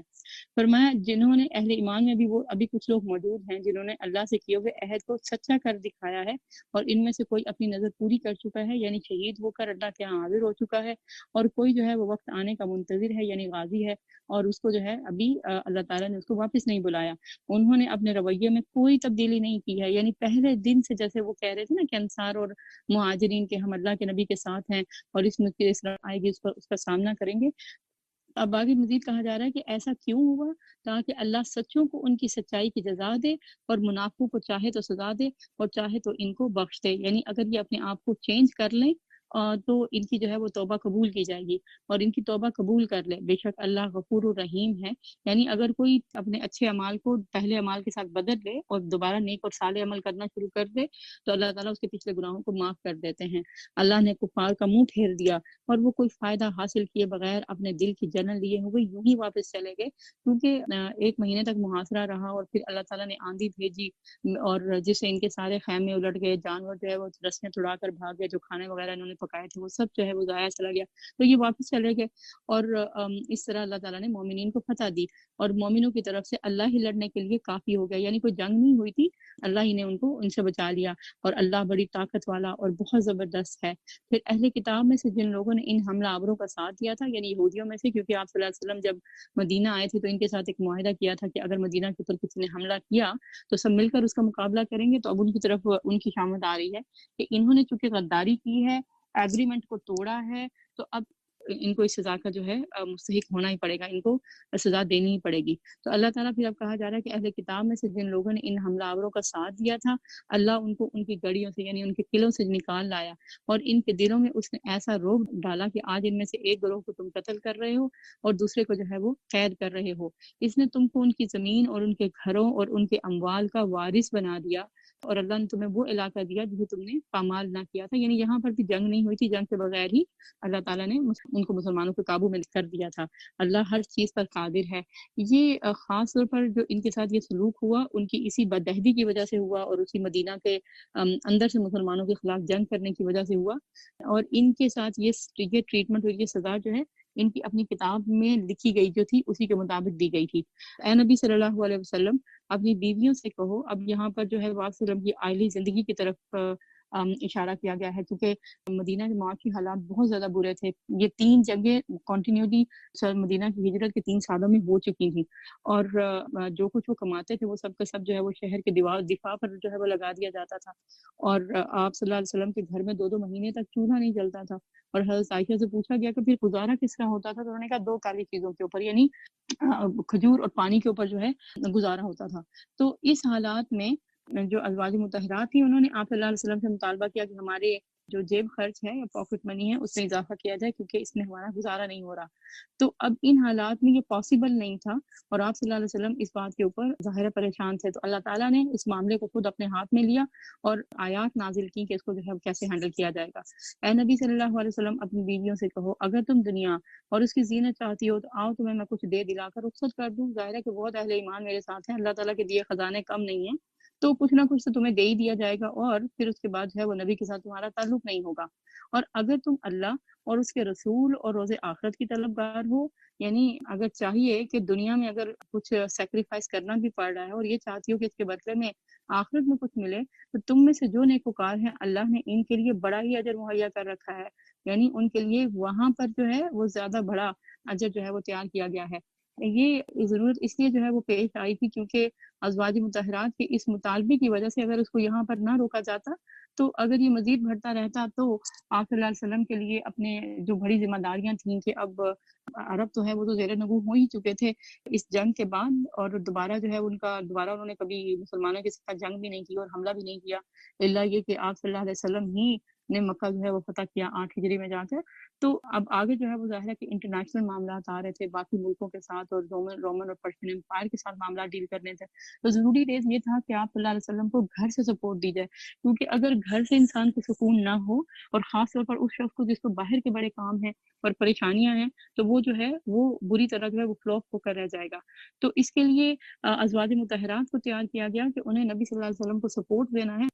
حضرت عائشہ کہتی ہیں کہ جب یہ آیات نازل ہوئی تو آپ صلی اللہ علیہ وسلم میرے پاس آئے، کہا کہ اللہ تعالیٰ نے کچھ آیات نازل کی ہیں، لیکن یہ کہ تم اس کا فیصلہ کرنے سے پہلے اپنے ماں باپ سے پوچھ لینا۔ حضرت عائشہ کہتی ہیں کہ آپ کو پتہ تھا کہ میرے والدین کبھی آپ سے علیحدگی کے بارے میں میری حمایت نہیں کریں گے، لیکن جب آپ نے مجھے یہ آیات سنائیں تو میں نے کہا کہ مجھے اس سلسلے میں اپنے ماں باپ سے پوچھنے کی ضرورت نہیں ہے، یعنی میں تو اللہ اور روز آخرت کو ہی پسند کرتی ہوں۔ تو پھر اس کے اوپر آخری آیات ہوتی ہیں کہ تم میں سے جو نیکوکار ہیں، یعنی جنہوں نے یہ چوائس کی، اور ظاہر ہے کہ باقی ازواج مطہرات نے بھی یہی جواب دیا، تو کہا تم میں سے جس چیز کی یہ چوائس ہے اور جنہوں نے یہ رستہ اختیار کیا ہے تو اللہ نے ان کے لیے آخرت میں بڑا اجر مہیا کر رکھا ہے۔ اب اگلا حکم دیا جا رہا ہے کہ اے نبی کی بیویوں، تم میں سے جو کسی شریف فحش حرکت کا ارتکاب کرے گی تو اسے دوہرا جو ہے وہ عذاب دیا جائے گا، کیونکہ ان کا اسٹیٹس جو ہے وہ بھی ہائی تھا، امہات المومنین تھی، رول ماڈل تھی امت کے لیے، تو جس کا جتنا بڑا عہدہ اور جتنا بڑا اسٹیٹس اور جتنا بڑا اجر تو پھر اس کے مطابق سزا بھی اتنی ہی زیادہ، حالانکہ وہ کرنے والی نہیں تھی، یعنی ہمارا ایمان ہے امہات المومنین کے اوپر کہ وہ دنیا کی پاک باز عورتیں تھیں جو کہ جن کو اللہ تعالیٰ نے چن کے اپنے نبی کی رفاقت میں دیا۔ فرمایا اللہ کے لیے بہت ہی آسان کام ہے، اور تم میں سے جو کوئی اللہ اور اس کے رسول کی اطاعت کرے گی، یعنی فرما برداری اختیار کرے گی اور نیک عمل کرے گی، تو اس کو ہم دوہرا اجر دیں گے، یعنی ان کا جو اجر ہوگا اور جو ان کو بدلہ ملے گا تو وہ بھی پھر جو ہے وہ ڈبل انعام ملے گا، اور ہم نے اس کے لیے رزق کریم مہیا کر رکھا ہے، یعنی بڑا عزت والا اس کے پاس سے ہے، اس کے لیے رزق ہوگا۔ وآخر دعوانا ان الحمد للہ رب العالمین۔ سبحانک اللہم و بحمدک نشہد ان لا الہ الا انت نستغفرک و نتوب الیک۔ ربنا آتنا فی الدنیا حسنہ وفی الآخرۃ حسنہ وقنا عذاب النار۔ صلی اللہ تعالی علی خیر خلقہ محمد وعلی آلہ واصحابہ اجمعین برحمتک یا ارحم الراحمین آمین ثم آمین۔ السلام علیکم ورحمۃ اللہ وبرکاتہ۔